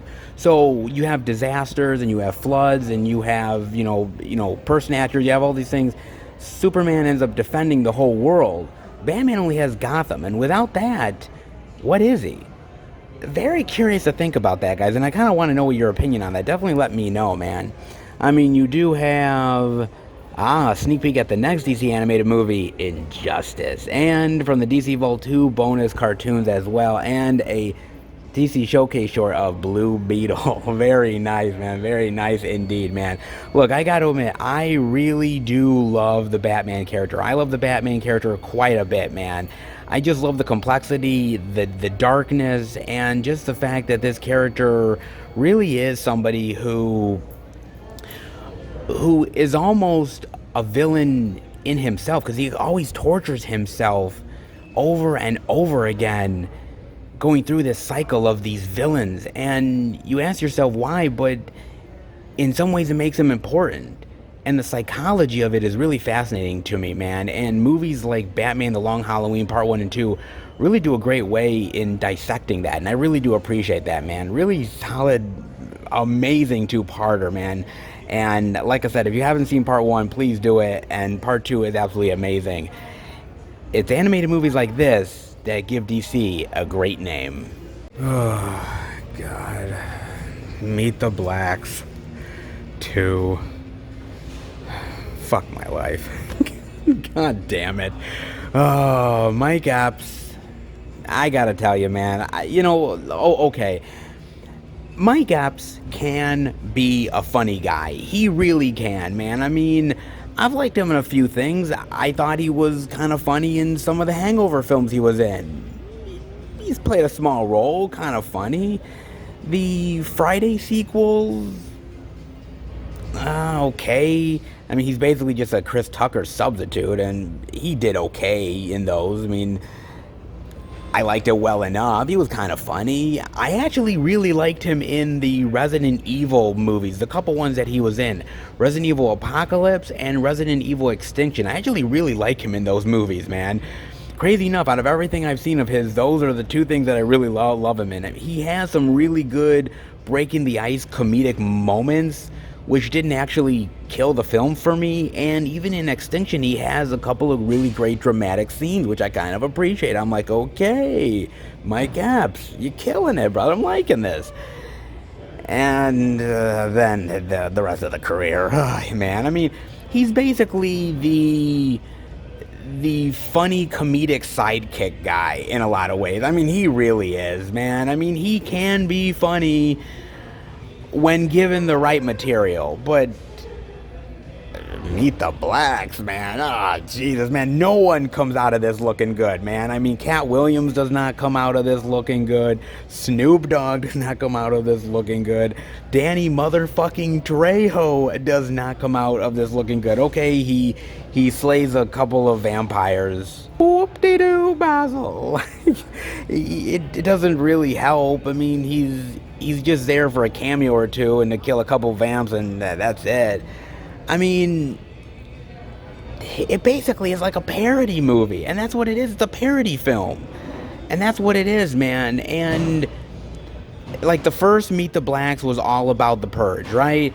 And it's like, oh, we're gonna spoof the Purge and spoof all that shit, and it just came off as unfunny. Here we're gonna spoof on vampires, and it just comes off as lame and ridiculous and boring and just not funny and God, Limp Dick, man, it's just terrible. It really is, man. And a lot of these sort of spoofish type of movies, man, they're just not good. I mean, the old school ones are really great. Okay, I'll give them credit. The old school ones are awesome from back in the day. Like, stuff like The Naked Gun, stuff like that, man. Airplane, really cool. You know what I mean? I mean, a couple of the scary movies are really cool. But, like, I mean, maybe not another teen movie. But then again, you have, like, Epic movie and, not another superhero movie or whatever the fuck they were, man. It was just all of those ones that they did, like, in a row, man. Like, Meet the Spartans or shit like that. I mean, really terrible, man. I mean, this isn't like a spoof like in that way, but you can tell that they're spoofing on the vampire stuff. They're spoofing on, stereotypes and everything like that. And they're throwing everything at the wall, every fucking thing in the kitchen sink, and none of it's working, man.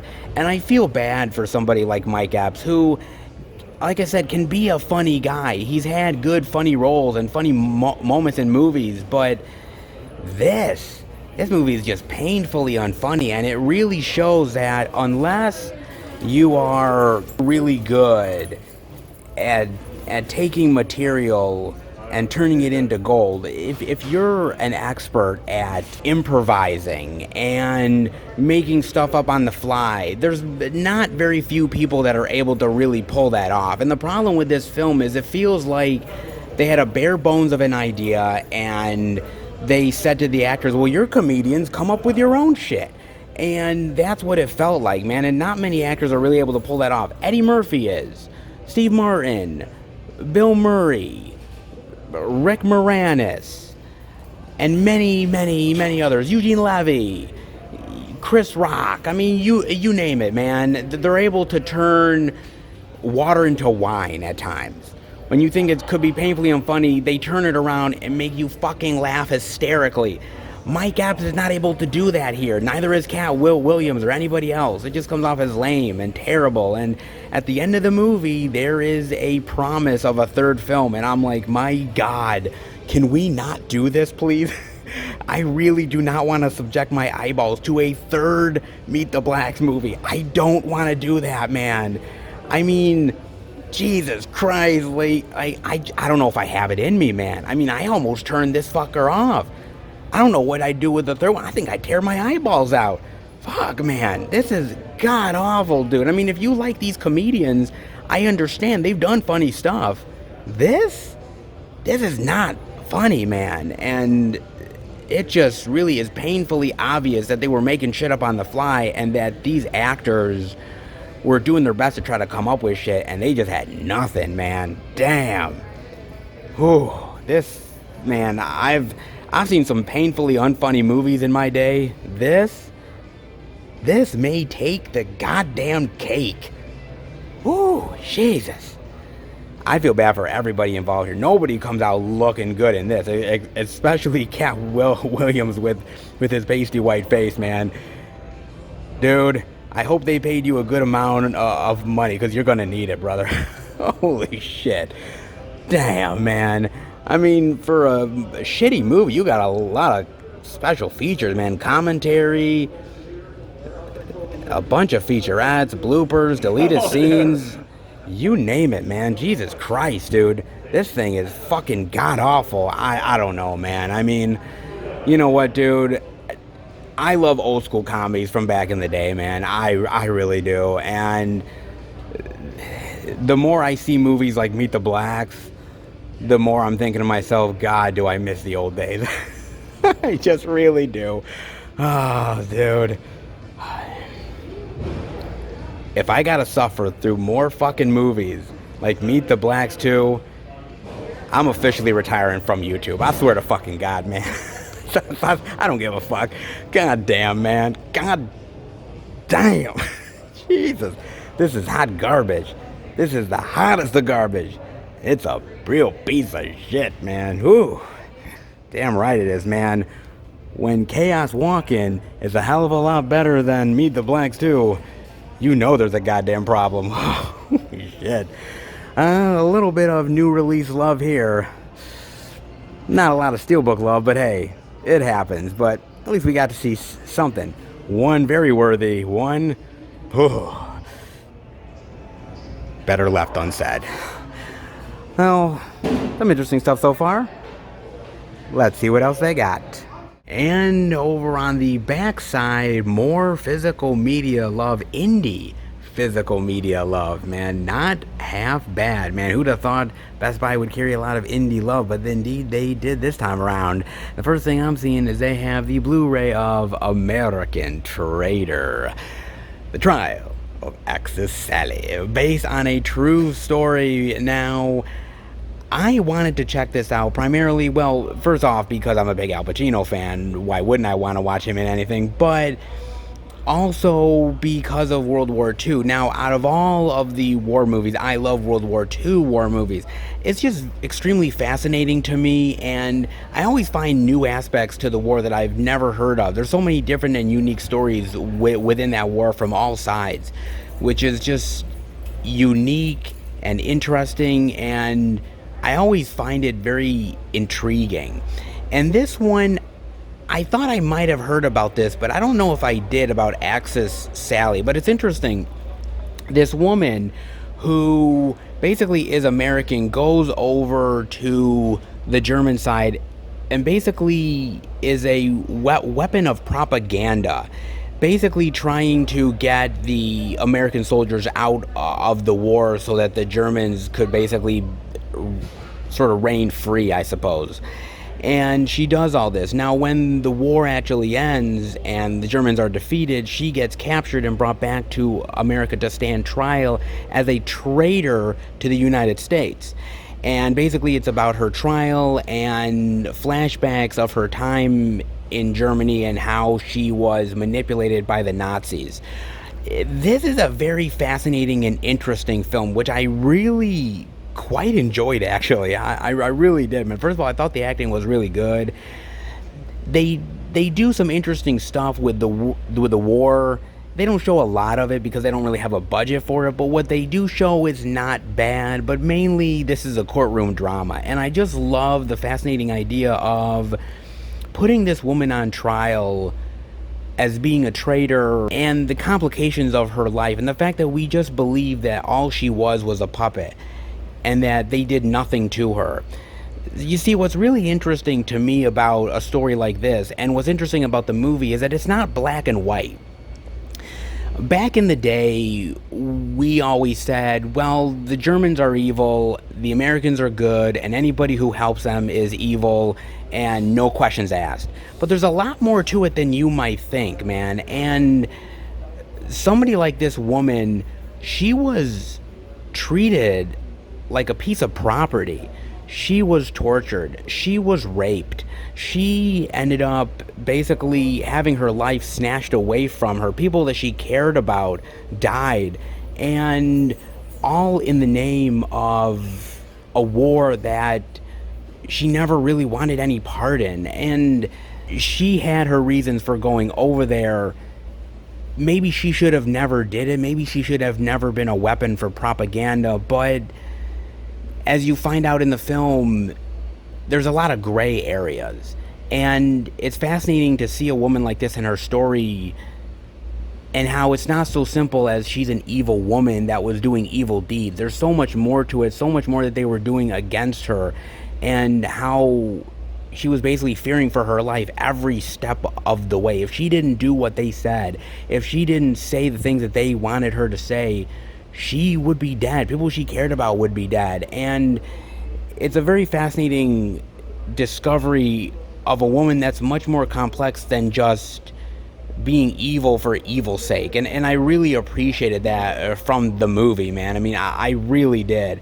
I thought it was very well done, man. I mean, I love the argument of both sides, and I can see why the argument would be, man, because you just get out of a war, you just end up taking out Hitler and the Nazi regime, and you want to right the wrongs of what those people did. So this woman ends up becoming almost a patsy for that in a lot of ways. And I found her story incredibly fascinating, incredibly moving, and I love the drama of trying to appeal to the jury that is already seeing her guilty from the get-go.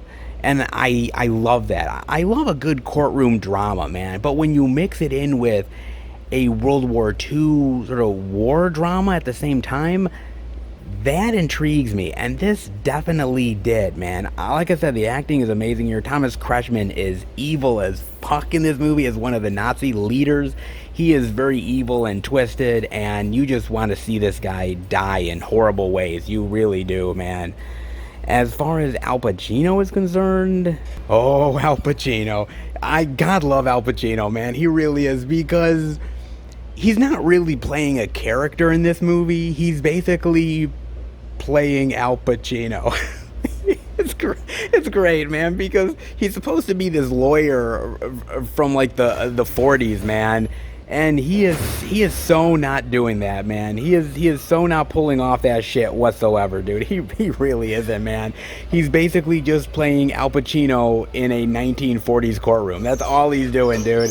And God love him for it. I mean, I'm serious, man, because there is moments where he's sort of yelling at you know, in the courtroom and at certain people, and I'm just like, dude, you're just so Al Pacino right now. You're like Son of a Woman Al Pacino. You're like Heat Al Pacino, and it's so great, dude. Because he just doesn't give a damn. He's just Al, man.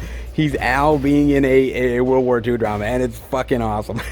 It really is, man. He's great here, and I just love the drama, and I love the story behind all of this. I mean, let's be real for a second, okay? I'm Jewish, okay? I have every reason to hate Nazis, and I've had family members that were in the Holocaust, okay? And so even I can watch a movie like this and keep an open mind and see this woman as more than just an evil human being.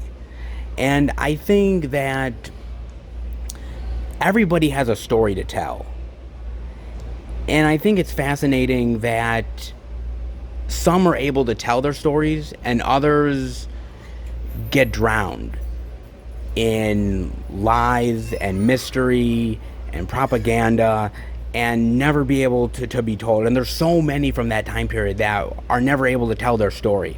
Access Sally did, and it's an amazing story worth discovering, and it's an amazing story worth telling. This movie doesn't have the biggest budget of all time. It's a very closed-in space movie, basically just in a courtroom, but the story alone is fascinating, and the woman herself is really intriguing. And I thought, as far as a World War II courtroom drama biopic, I was pleasantly pleased and pleasantly surprised, and I really dug this woman's story, and I can see why it would make for a really intriguing film, no doubt. Till Death, the Blu-ray for $13.99. I have not heard about this one. New release I did not know about. Not bad. Vow to Survive. Ooh, with Megan Fox. Nice. I like that cover, man. Great. Survival is the best revenge. Ooh, indeed it is. Especially if you're Megan Fox. Yes. Emma is stuck in a stale marriage to Mark, and is surprised when he whisks her away to their secluded lake house for a romantic evening on their 10th anniversary. But everything changes the next morning when she finds herself handcuffed to Mark's dead body. Trapped and isolated in the dead of winter, Emma learns this is the only beginning of Mark's twisted plan, and to survive, she must fight the hired killers coming to finish her off. Jeez. You know, there is something called divorce. You know, just saying, you know, you could just hire a divorce lawyer. It's pretty easy. Just saying, man. Oh, man, do you really have to go through all this trouble? Holy shit, man. This is kind of cool, man. A survival horror revenge thriller, possibly, maybe, kind of. I don't know, it looks pretty good, man. And I got to admit, Megan Fox, man, is kind of surprising me as of late, because I remember when I kind of wrote her off, man, as just a pretty face. You know, watching the Transformers movies and all that jazz. I mean, I wasn't the hugest fan of Jennifer's Body. It's okay. I actually really liked her in Jonah Hex. Then again, nobody else really liked the movie, but I tended to like it. I mean, she was really good in that, and she's done small roles here and there, but I really liked her in Rogue. I thought she was really great in that movie. I thought she was awesome, and actually, I thought she was really good recently in Midnight in the Switchgrass. I thought she was really great in that film, man. So she's kind of making a little bit of a comeback. I'm liking what Megan Fox is doing, man. I think she's sort of making a little bit of a comeback, and I kind of appreciate it. I'm liking the dramatic, kick-ass roles she's doing, man, and doing this sort of Survivor Girl revenge flick. It kind of looks cool to me, man. God, Megan Fox making a comeback. Who'd have thought that, man? But this kind of looks cool, man. I would be definitely intrigued in this. And now I just have to remember my girlfriend if we get married. Forget the divorce lawyers. Take her to a secluded area and then handcuff her to a dead body. Then she'll definitely want to divorce me. Havoc. Oh, $17.99 for Havoc. And wait a minute. Yes, Shout Factory Love, Shout Select Love here at the Beast. Nice, not bad. They were done with playing it safe. Oh man, Havoc, Anne Hathaway, Bijou Phillips, Freddy Rodriguez. Some lines are not meant to be crossed. Oh man, God, it's been forever since I've seen this movie. Holy shit. And it's been a long ass time since I've seen this film. Man. LA teens Allison and Emily leave their affluent suburb for a joyride. They glimpse into a frightening landscape. Yep, drugs, violence, brutality, and they suddenly become seduced and fascinated by it. Yes. Oh man. Yeah, this I remember was a really good, solid movie, man. I really loved this movie, man. How they were frightened and suddenly sort of join in on the action and being seduced by all the power.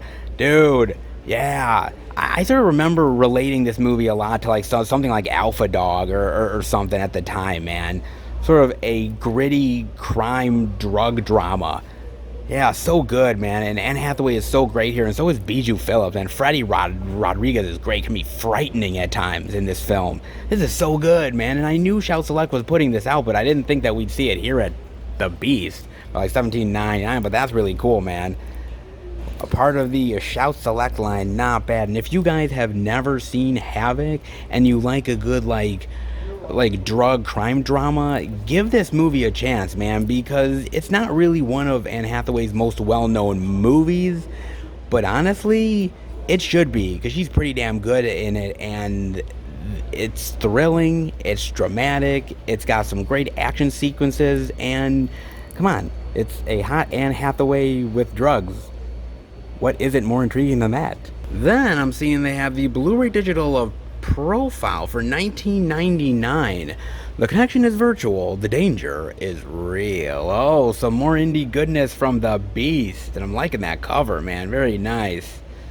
Ooh, what is this about? Inspired by true events, Profile follows an undercover British journalist on her quest to bait and expose a terrorist recruiter through social media, while trying not to be sucked in by a recruiter and lured into becoming a militant extremist herself. The unconventional thriller plays out entirely on a computer screen. Really? Wow. Seriously, man. Huh, that's interesting. I gotta admit, that kind of intrigues me, man, and I'm not gonna lie. Movies like this do happen in real life. I'm serious. The stuff that happens under your nose would shock the shit out of you, man. I've read books on this, news stories on the internet of how these girls or boys that are angry at the world, they get recruited by these people over the internet, and they're used as pawns. It happens all the time. It's crazy to think about it, but it really is true, man. And movies like this are a really stark reminder of that, man. I mean, there's another movie that I really like that is similar to this that I don't think many people really know about. It's called Making Of, and I think it's from like 2006, somewhere around there. It's basically about this young boy that is recruited to become an extremist, and he doesn't come off as evil or anything. He just comes off as really confused and sympathetic, and and the idea that people are using him. It's a really phenomenal movie that is really dark and disturbing, but is really phenomenal, man. I mean, movies like this, man, they can be a powerhouse. They really can, man, truly. And it's just eye-popping how reality can be so much darker than what the movie is itself. That's crazy, dude. It really is. And actually, it's directed by Timur, which is nice, man, because this guy, actually, he directed Wanted. Yes, that guy directed Wanted. He also directed Abraham Lincoln Vampire Hunter, Day Watch, Night Watch. He's directed some really solid stuff, man. So if he's directing this, I gotta admit, I'm instantly intrigued, man. I really am. So I'm down for this one. Not gonna lie, that could be really cool, dude. That instantly could be really fun to check. I mean, not fun, but I mean, seeing another film from him because he's a really great director, that could be cool, man. But I gotta tell you, man, movies like this, I mean, yes, we see a lot of military movies out there and a lot of military movies with extremists and people willing to harm the world and America, but seeing movies that basically take it to the next level, seeing the recruitment of it, I gotta tell you, there are things that happen in the world that would shock the living shit out of you. Things that happen on the internet, deep within the web, that you might not even know people are doing or your kids are doing. And movies like this are a really harsh reminder that, you know, if you're a person and you have emotional issues, or a kid out there that's confused and not liking their life, all you need is an internet connection and people can get to you. And that is just wild to think, but it's scary but true. I mean, truly, man, it really is, man. Damn. I got to admit, it's intriguing, but it's scary. Oh, we also have Finding You, which, by the way, is a much lighter fare than what Profile is. And you know what? I'll take it. I will indeed, man. And like I said, it's a fun, lighthearted, romantic drama with a little bit of comedic elements in there, and it was fine. I enjoyed it, man. And like I said before, I like a good romantic yarn. I'm an old school romantic movie guy, man. I mean, things like Murphy's Romance from back in the day with James Garner and Sally Field, which I really enjoy, man. I mean, You've Got Mail, Sleepless in Seattle, Moonstruck. I mean, I love all those old school romance movies. Those are things I grew up on, for goodness sake. So I do. I loved them from the word go, because that's sort of the stuff I grew up on and loved, man. And occasionally I find a good one that I really appreciate and love a lot, but I kind of find that a lot of these romance movies are sort of doing the same thing over and over again. It's nothing really new, and it's nothing that's really, you know, transforming the genre exactly, but every now and again, like some of the Adam Sandler ones of the past, like The Wedding Singer, I appreciated, or 50 First Dates, which is really good. Sometimes they can stretch a premise far with a little creativity within the plot, which is nice. This, it's a little cliche. You've seen it many times before, but you do have a connection with the characters. It is fun, and at the end of the day, I did dig it, despite me totally predicting everything that was going to happen in the movie, obviously. It has some special features as well. I mean, like I said, if you've seen a decent amount of romantic movies, this one is not going to surprise you by any means, but it is charming to a certain degree, and some of the ones out there nowadays are just either plain stupid or kind of get on your nerves. So, Finding You, one of the better ones. And last, but certainly not least, oh, not by a damn long shot, and that is the Blu-ray digital of Occupation Rainfall for $15.99. Holy shit, this movie came out of fucking nowhere, man. I got a chance to watch this on Amazon Prime. I didn't know what to expect, man, because I thought, okay, it's gonna be a cheesy alien invasion movie. It's probably gonna be like Skyline. It's gonna really piss me off, man. At least I can joke about the goddamn thing. And After I finished watching all 2 hours of this movie, I was blown away. I was like, holy shit. Where did this movie come from? Oh my god, this movie is amazing, dude. So basically, this movie is like 2 or 3 years into a war with this alien species race. They came down to Earth and they wanted to take over the planet, and we've been fighting them ever since, man. And basically, it's just basically fight or die is basically what it is, man. And we're trying to find a way to defeat them, and they're trying to find a way to kill us. That's basically what this movie is, man. And my god, was this movie all kinds of amazing. I am serious. This movie is so action-packed. It is ridiculous. Like, literally, there is not much time that goes by between each action scene. Every action scene is literally huge and bombastic and amazing. You got like lasers going off and weird looking creatures and alien dogs and cool like dog fights in the air. And my god, man, this is amazing. And the CGI is so incredible, and the creature effects are really cool, and I love the alien designs. And my god, man, this thing is amazing. I was not prepared for this. I'm not gonna lie, man. I went into this movie thinking it was going to be a piece of shit. I was like, oh, this is gonna be bad, man. I mean, this movie's trying to be like Independence Day. Oh, fuck that, man. This is not gonna be Independence Day. And I was so blown away. I'm like, Independence Day? What the fuck is that, man? No, Occupation Rainfall literally took a giant dump on Independence Day. I mean, my god, with all of the cool creature effects and the alien action and the story, I was intrigued. I loved it, man. The idea of the alien race and the human race trying to work together to defeat a common enemy, that was phenomenal. I love the ship designs. I love all of the sci-fi aspects here. I think this is really cool. It felt like, I guess to say, it felt like what a Terminator movie in the future should have been.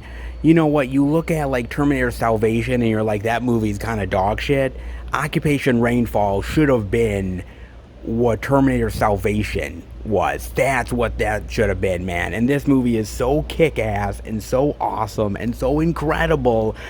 My jaw was on the floor. I couldn't believe what I was watching. I was like, it just kept getting better and better and better, and it was awesome, man. And I love the story of like, obviously these freedom fighters out to save the world, and how this alien and this guy sort of slowly become friends, and how they create these alliances and mysteries and the deception of it. Oh my god, did I love the shit out of this movie, man.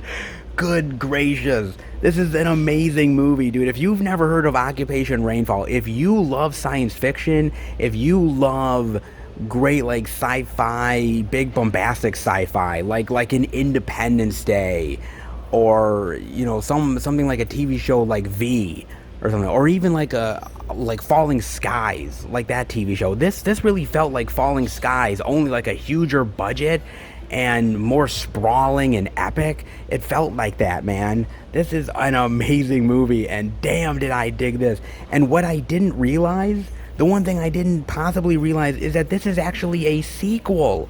I'm serious. This is a sequel to, I believe, a 2018 film called Occupation. I never heard of it. I seriously didn't even know that goddamn movie existed. I was like, boy, this is like a cool idea. I didn't even realize this was a sequel to the first film. So now I gotta go back and watch Occupation, man, because I want to kind of know how this all began and started. I am really intrigued by this, dude. I cannot believe how cool this film is, man. I thought this was going to be a shit film. I thought it was going to be, you know, another fucking Skyline, man. I was like, oh god, this thing's going to be dog shit. And I was so pleasantly surprised how awesome this was. Boy, if you are a fan of sci-fi action, dude, you've got to watch this. This is amazing, and it blew my mind. Yes, it's 2 hours long, and it feels 2 hours at times, right? It feels long and lengthy. But, dude, the action is spectacular here, and time flies, dude. With so much lasers and ships and alien creatures all over the place. Like, dude, time flies, let me tell you, and you are gonna love every single second of this. And the effects are awesome as well. This movie was a real joy for me and a real highlight, and I loved every single second of it, man. I did. This is a kick-ass movie that deserves to be seen, man. I thought this was gonna be a real cheapo piece of shit, and it surprised the hell out of me. I now gotta go back and watch the first Occupation, because if it's anything like this movie, oh, I am gonna definitely buy it, man. There is no doubt about it. And now I want another film. I'm jonesing now. I really am, dude. This movie's like crack. I want more. Holy shit. It is so good, dude. Seriously. It is amazing. If you get a chance to watch this and are a sci-fi lover, please do it.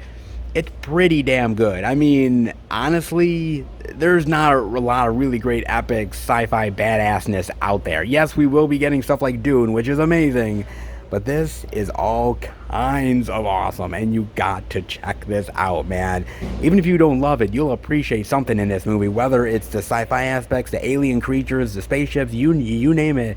They spare no expense, and it's all on the screen. It is awesome, dude.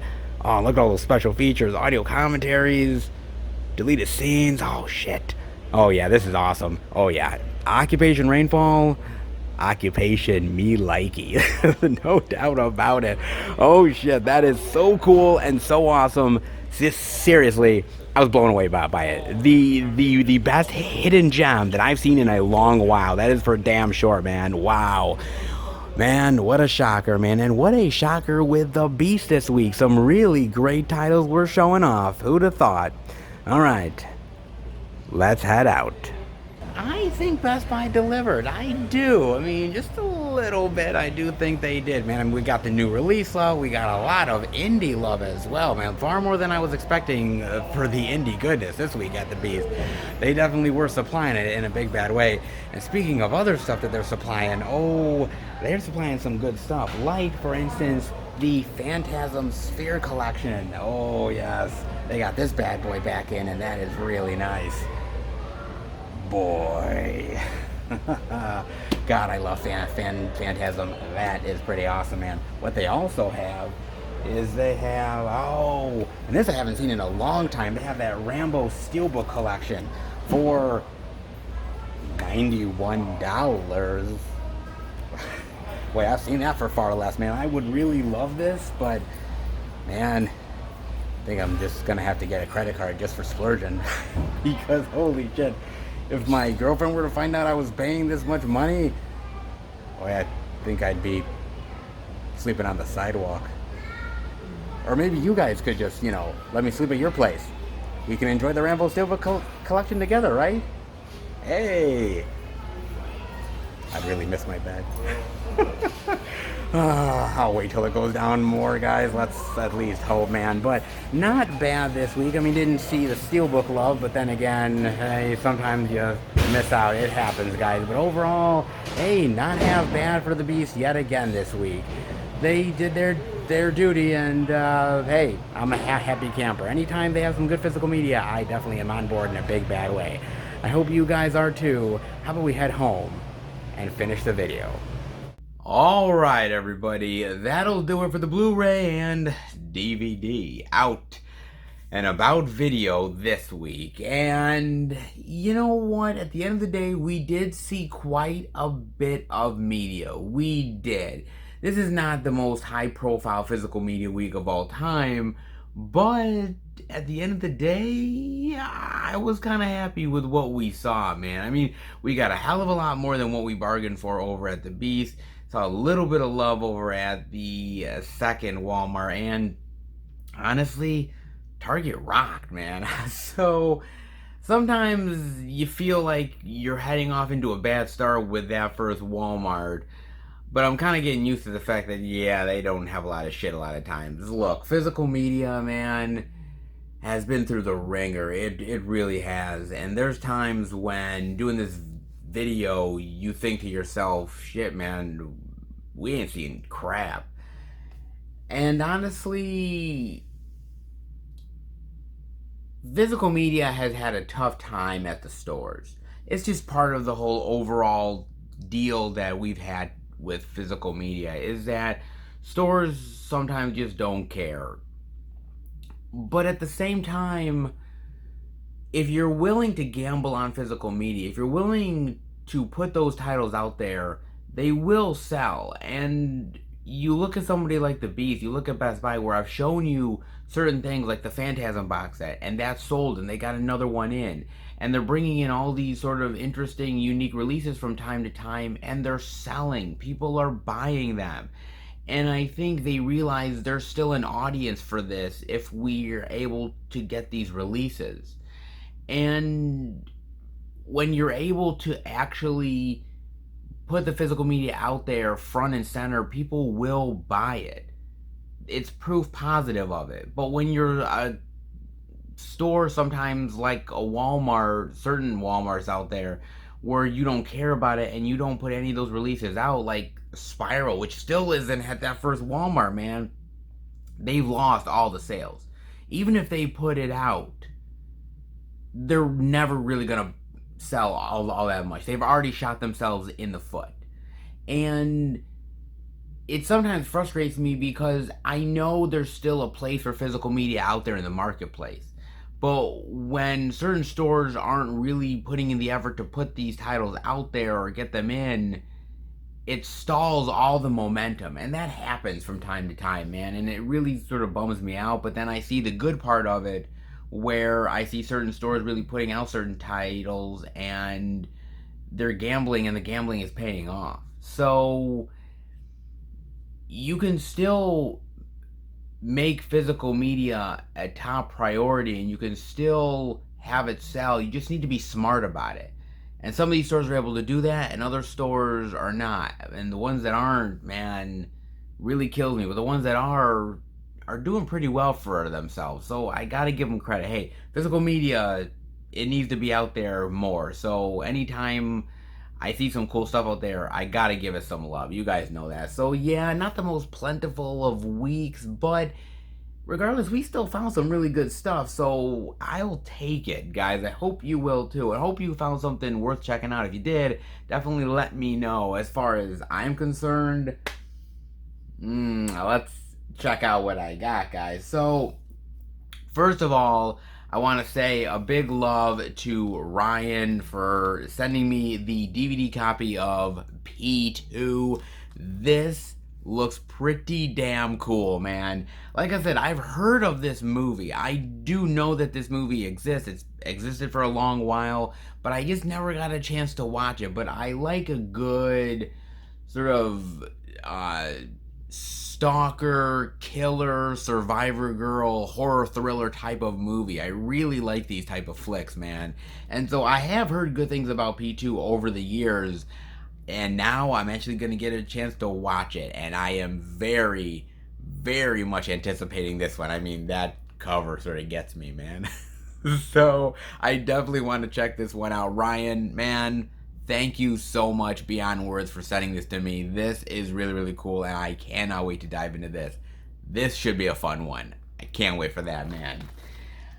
Now, over at Best Buy, I actually picked up 2 titles this week from the Beast. The first one was actually something I showed off last week, and they had the Blu-ray of it, and I wanted to pick it up in a big bad way, and that is none other than Seance.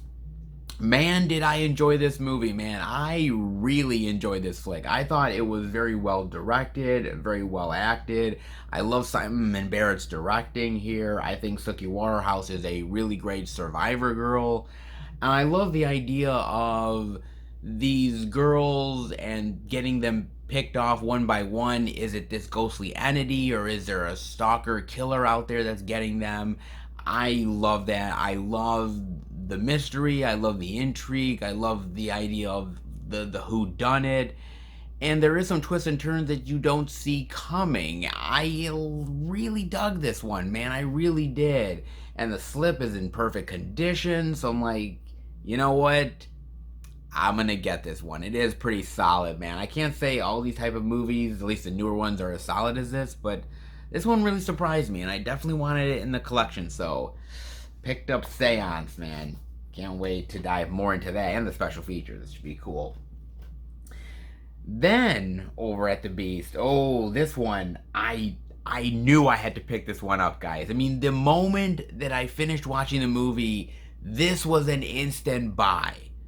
I knew it was, and that is none other than Occupation Rainfall. Yes!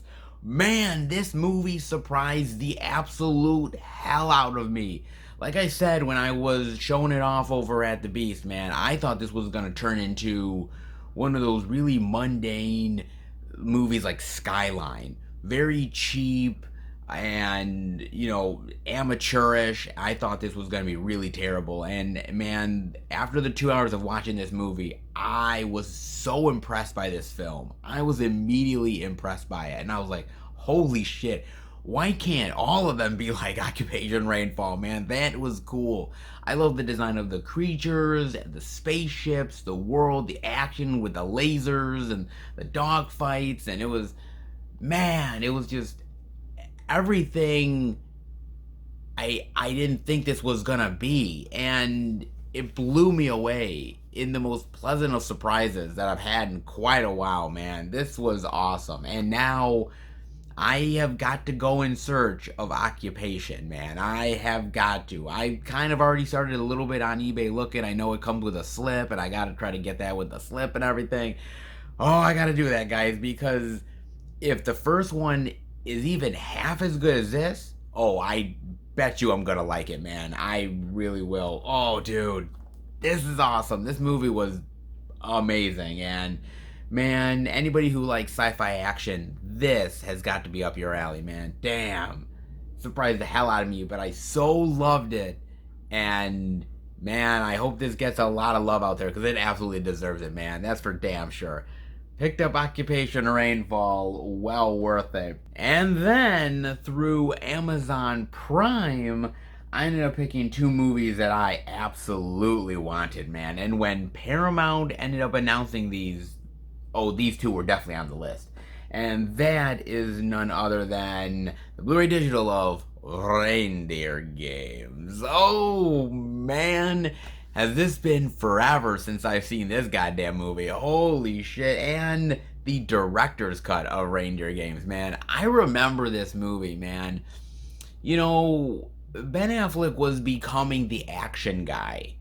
And it started with Armageddon, and it went into a lot of different territories, and he had done that, Sum of All Fears, and obviously Reindeer Games, and he was doing all these action movies, and they were propping him as the action guy, man. And pairing him up with Charlize Theron, I mean, anybody looks good next to Charlize Theron, and she makes them all look good. She really does, man. I just love this movie, man. I really do. And I haven't seen this thing in ages, but I remember really digging it. The action was really cool. The characters were really interesting and intriguing, and I loved just how action-packed and just thrilling the movie was back in the day. And I think a lot of people have kind of forgotten about this movie, because when you think of Ben Affleck, you don't really think of Reindeer Games. And when you think of Charlize Theron, well, Reindeer Games doesn't really come to mind either. So it's kind of been one of those movies that not exactly 100% forgotten, but it's one that sort of takes a little bit of backseat to other films. But I think it's just as good of an action movie. I really do, man. The trap is set. The game is on. Oh, man. I cannot wait to dive into this thing, man. Well, it's been a long-ass time, but I think it's about time for a revisit, don't you? I definitely do, man. Oh, Reindeer Games. This will be fun to revisit.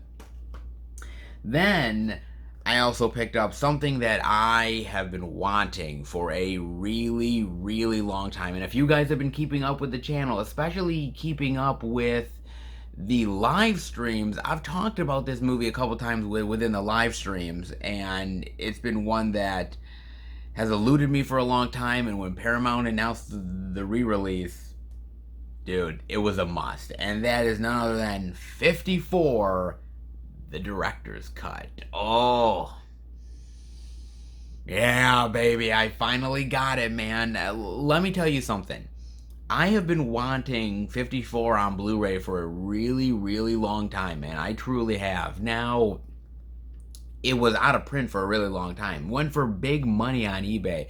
Oh no, I'm not paying those eBay scalpers. Not a goddamn bit I was gonna pay them. And actually, some of you guys ended up actually going out of your way and emailing me and saying, hey, we'll try to find you a foreign release copy so you can have it in your collection. And I really appreciated all of those, but I don't know. I didn't really. I kind of wanted the US release. And something told me to sort of hold off and wait. And I don't even know what it was, man. But it just did. And then when Paramount announced it, I was like, oh my God.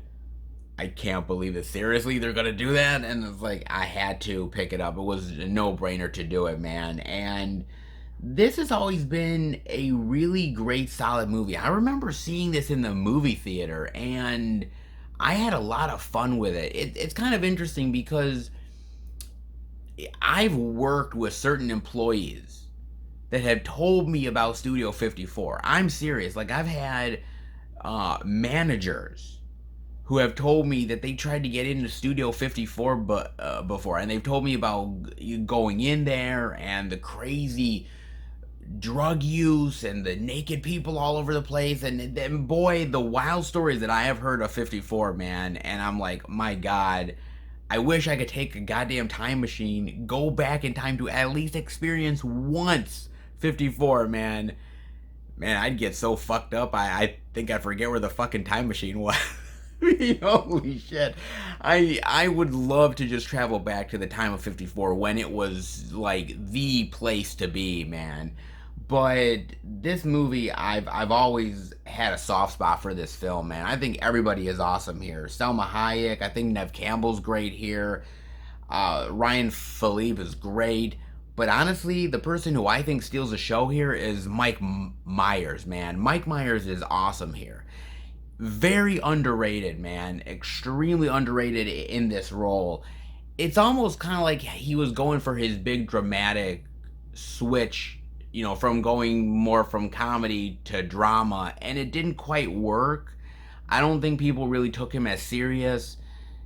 But honestly, he's really great in this. He mixes sort of being funny and the humor of it to more dark and deceptive in how he ran the place and what he did behind the scenes. I think Mike Myers does a brilliant job in this role, man, and I think the movie's just way better than people ever gave it credit for.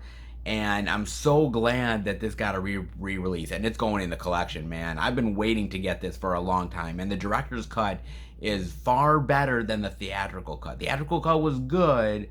That's what I originally watched, but the director's cut is so much better and so much more in-depth, and I'm so glad Paramount released this, man. This is way long overdue. That is for damn sure, man. Oh, getting this in the collection, that is awesome. Man, about damn time. That's for damn sure. Woo. Oh, but that's not it, guys, because I got one more thing, and I got it through Diabolic DVD. And this is a title that has been on the bucket list to pick up for quite a while, man. And I finally got it. I'm so happy that I did. It's a Synapse release of Intruder. Yes! Oh man, Intruder. Look at that. I love that, man, so much. Director's cut of Intruder. Look at that. That is an awesome one, man. Oh, look at that. Cool. You know what, man? This movie is a really, really great, underrated horror flick. It really is, man. I mean, you got a lot of really great people in here. Sam Raimi is in here. A little Bruce Campbell love as well.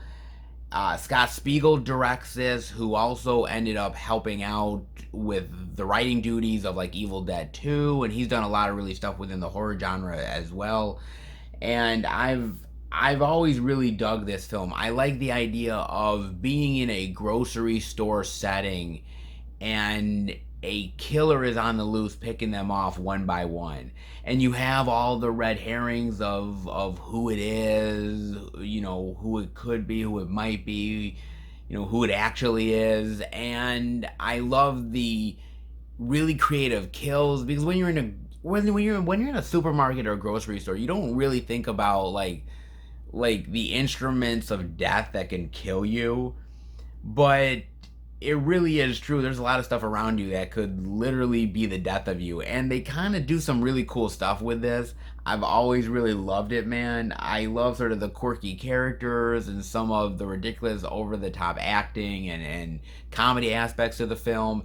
I've loved this for a long time, man, and it's always been one that I've wanted. And I was sort of browsing Diabolic, and I'm like, Intruder, yeah! God, I really need to pick this up. And I finally did, man. Oh, well overdue, man. Oh, more horror in the collection?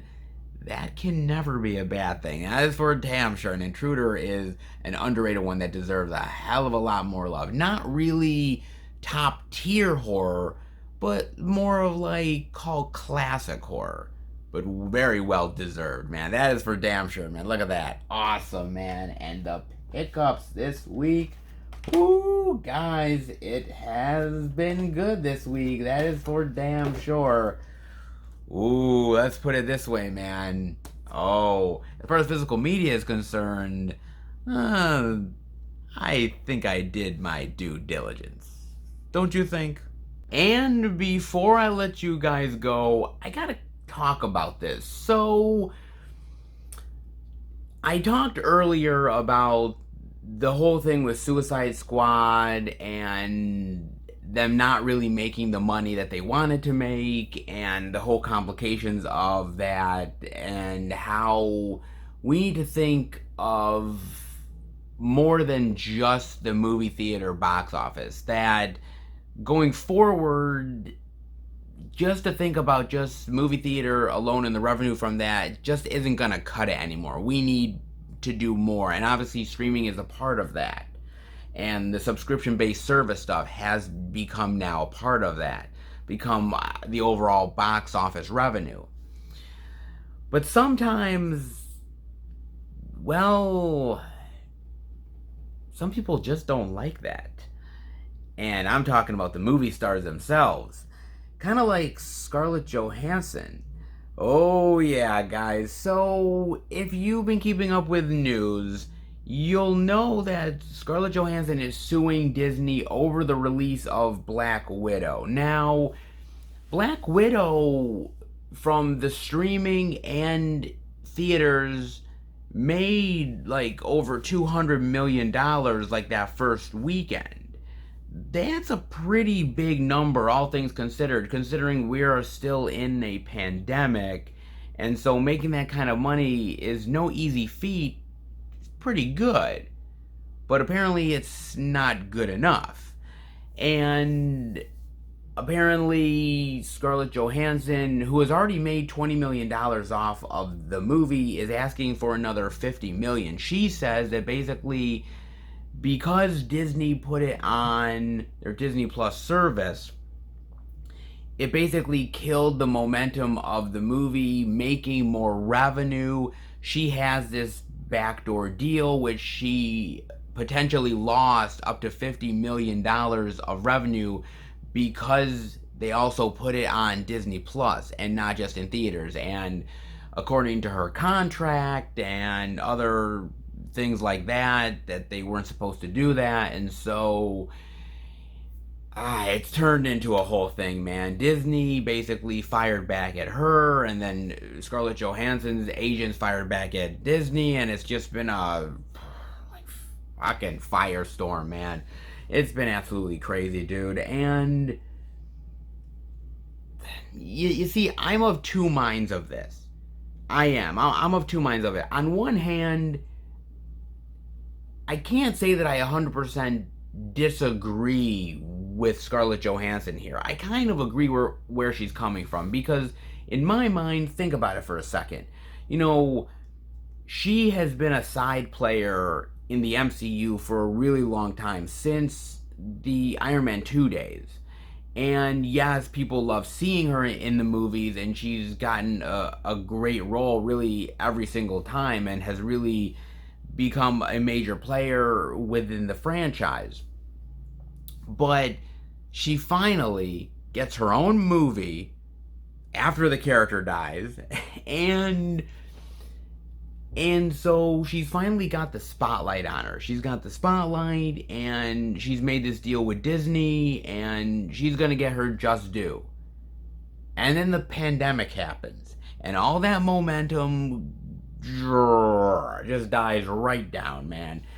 And so they wait to release it, and they wait, and they wait, and suddenly Disney has to make a decision here, because the Marvel TV shows are ready to go. Obviously, they'll be filming other movies and other releases, and they're like, God, we really got to put Black Widow out there.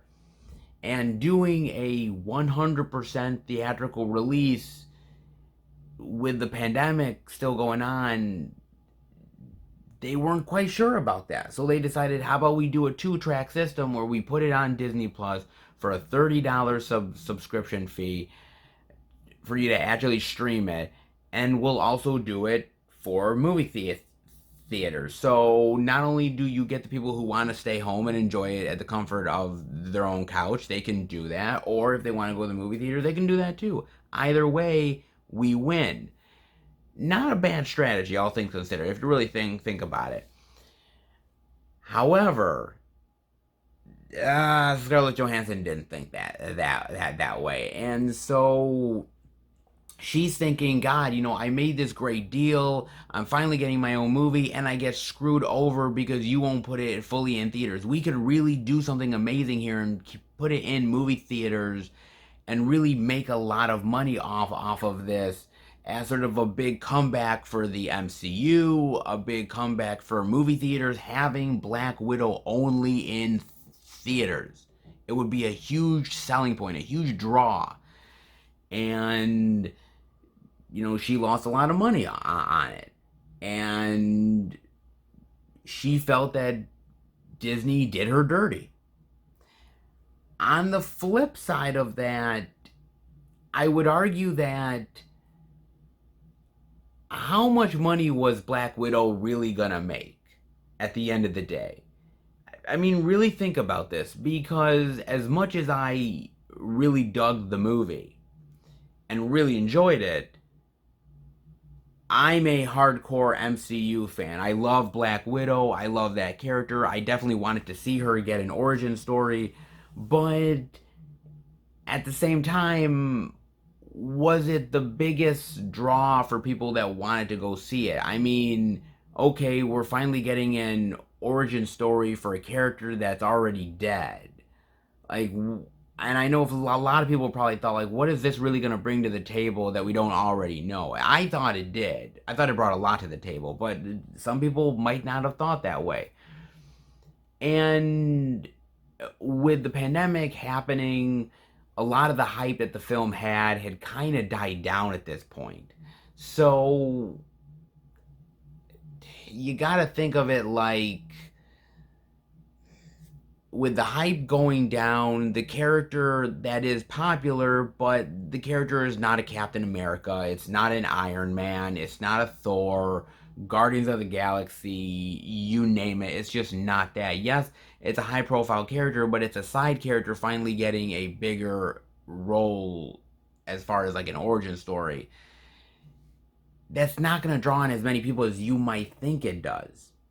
And so Disney decides, look, if we can make a $30 add-on for this movie on top of what's going to happen in the theaters, we might actually do pretty well for ourselves. And honestly, $200 million the first weekend, that's nothing to balk at. I mean, clearly, man. I mean, it is impressive considering what we're dealing with now. You can't fault them for where they went with that. And also, Scarlett Johansson has made $20 million off of the movie as well. You know, look, I understand that everybody needs to make a buck, right? And everybody needs to make a living and everybody needs the ducats. I get it, okay? But at the same time, let's be real. Okay, let's be honestly real here. $20 million is a lot. It's probably the biggest payday that Scarlett Johansson has ever had, will ever have. And so, honestly, what do you really got to complain about? I mean, the movie has done decent at the box office. You made $20 million. People seem to really dig the movie. Isn't that all a win? Why do this? Why really put yourself in this position and put yourself against a studio like Disney? Because think about this. It's not just the fact that she's going against Disney for this movie. Think about this. Disney makes a lot of films. And Disney owns 20th Century Fox.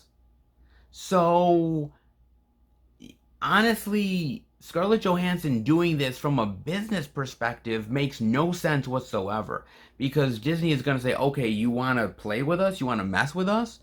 Okay, we're not going to put you in any more of our movies whatsoever. Anything that is branded for Disney in any way, shape, or form, you're not going to be a part of. Oh, and by the way, anything that's coming out from 20th Century Fox, oh, which by the way, we own, yeah, we're not going to put you in any of that stuff as well. And so her options become very limited. And honestly, you want a company like Disney on your side. As much as I have issues with Disney, they're a big powerhouse. You want to be on their good side. You do not want to be on their bad side. And I think as far as the long game is concerned, I think Scarlett Johansson is screwing herself as far as this is, man. I really do think she is. But she's not the only one. Because Emma Stone is going to be suing Disney possibly for Cruella. And the fact that Cruella also got a Disney Plus release as well as in theaters, and that didn't make as much money as she wanted.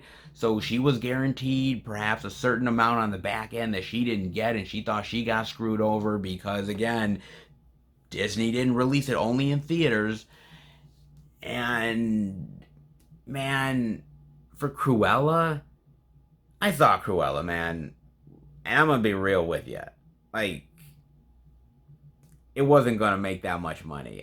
I mean, if you think this movie was going to make a boatload of money because it was a Disney origin story, yeah, a Disney origin story for a very classic Disney villain, yes, it worked for Maleficent, but that doesn't mean that it's going to work for you.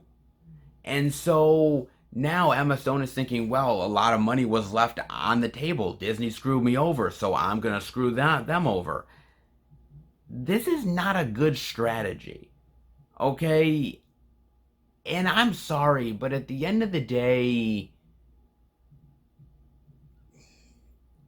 does this fight really need to happen? Are we really going to be suing studios over the fact that we're in a pandemic and they thought the best thing to do was try to not only appeal to people who stay at home, but also people who want to go to the movie theater? Is that such a wrong thing to do?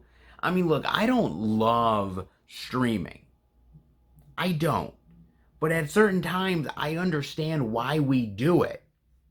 I understand why a Disney is going to take movies and give people the option of either be at your home or be in the movie theater. They understand this pandemic is not over yet. People are not 100% comfortable in going back to a movie theater. So they want to give people the option on both ends of the spectrum.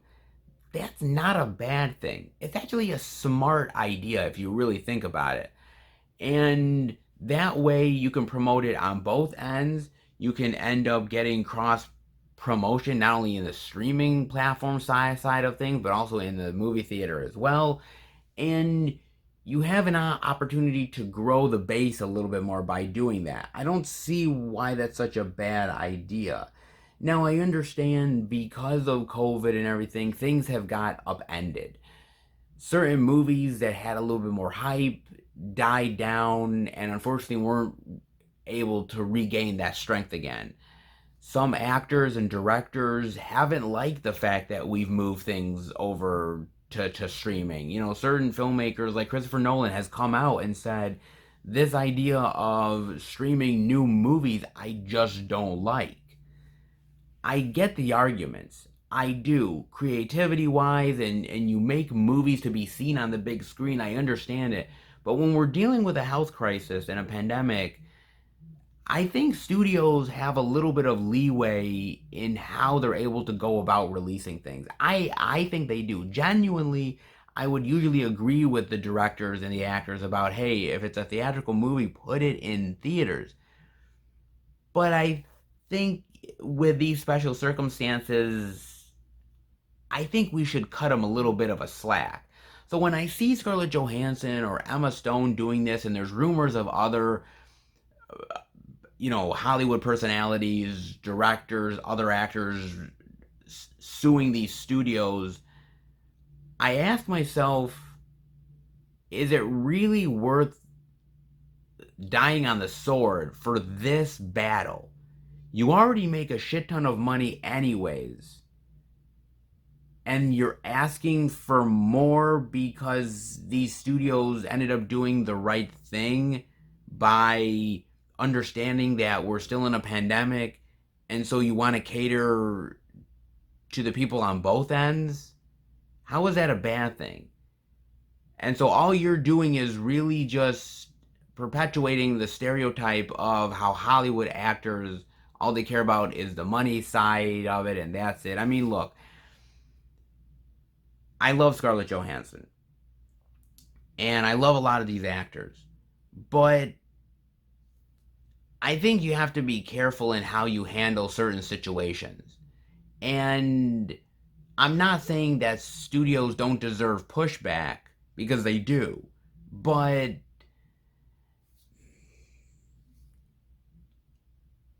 I think jumping to the gun and suing a company over them trying to do the right thing,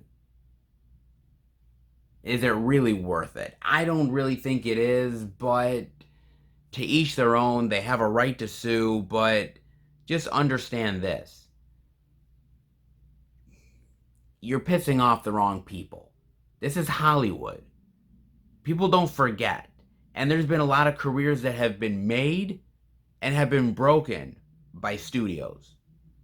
And Disney is too big to be fucked with. Let me tell you something. There's been a lot of creators, there's been a lot of people that have been screwed over by Disney. And to try to take that gamble against them,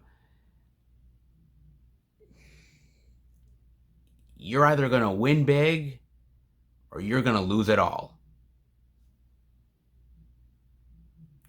You take the gamble, and sometimes you might just end up regretting it. I'm just saying, man. I'm just saying. I'm putting it out there. I'm kind of curious as to what you guys think about this. Definitely let me know. It's very interesting. Hollywood actors versus Hollywood studios. Money, money, money. Where's our money, goddammit? Everybody gets money except for the people who actually deserve the damn money.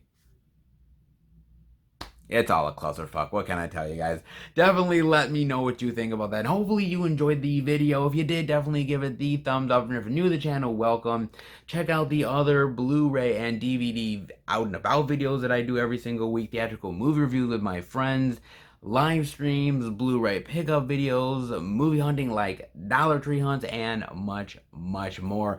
If you are a lover of movies and physical media, hit subscribe and become part of the Film Fan Nation. I want to thank my really wonderful subscribers out there. You guys are absolutely awesome and amazing. You give me the love, and hopefully I give the love right back to you. So thank you so much for the support. I truly appreciate it from the bottom of my heart. Thank you.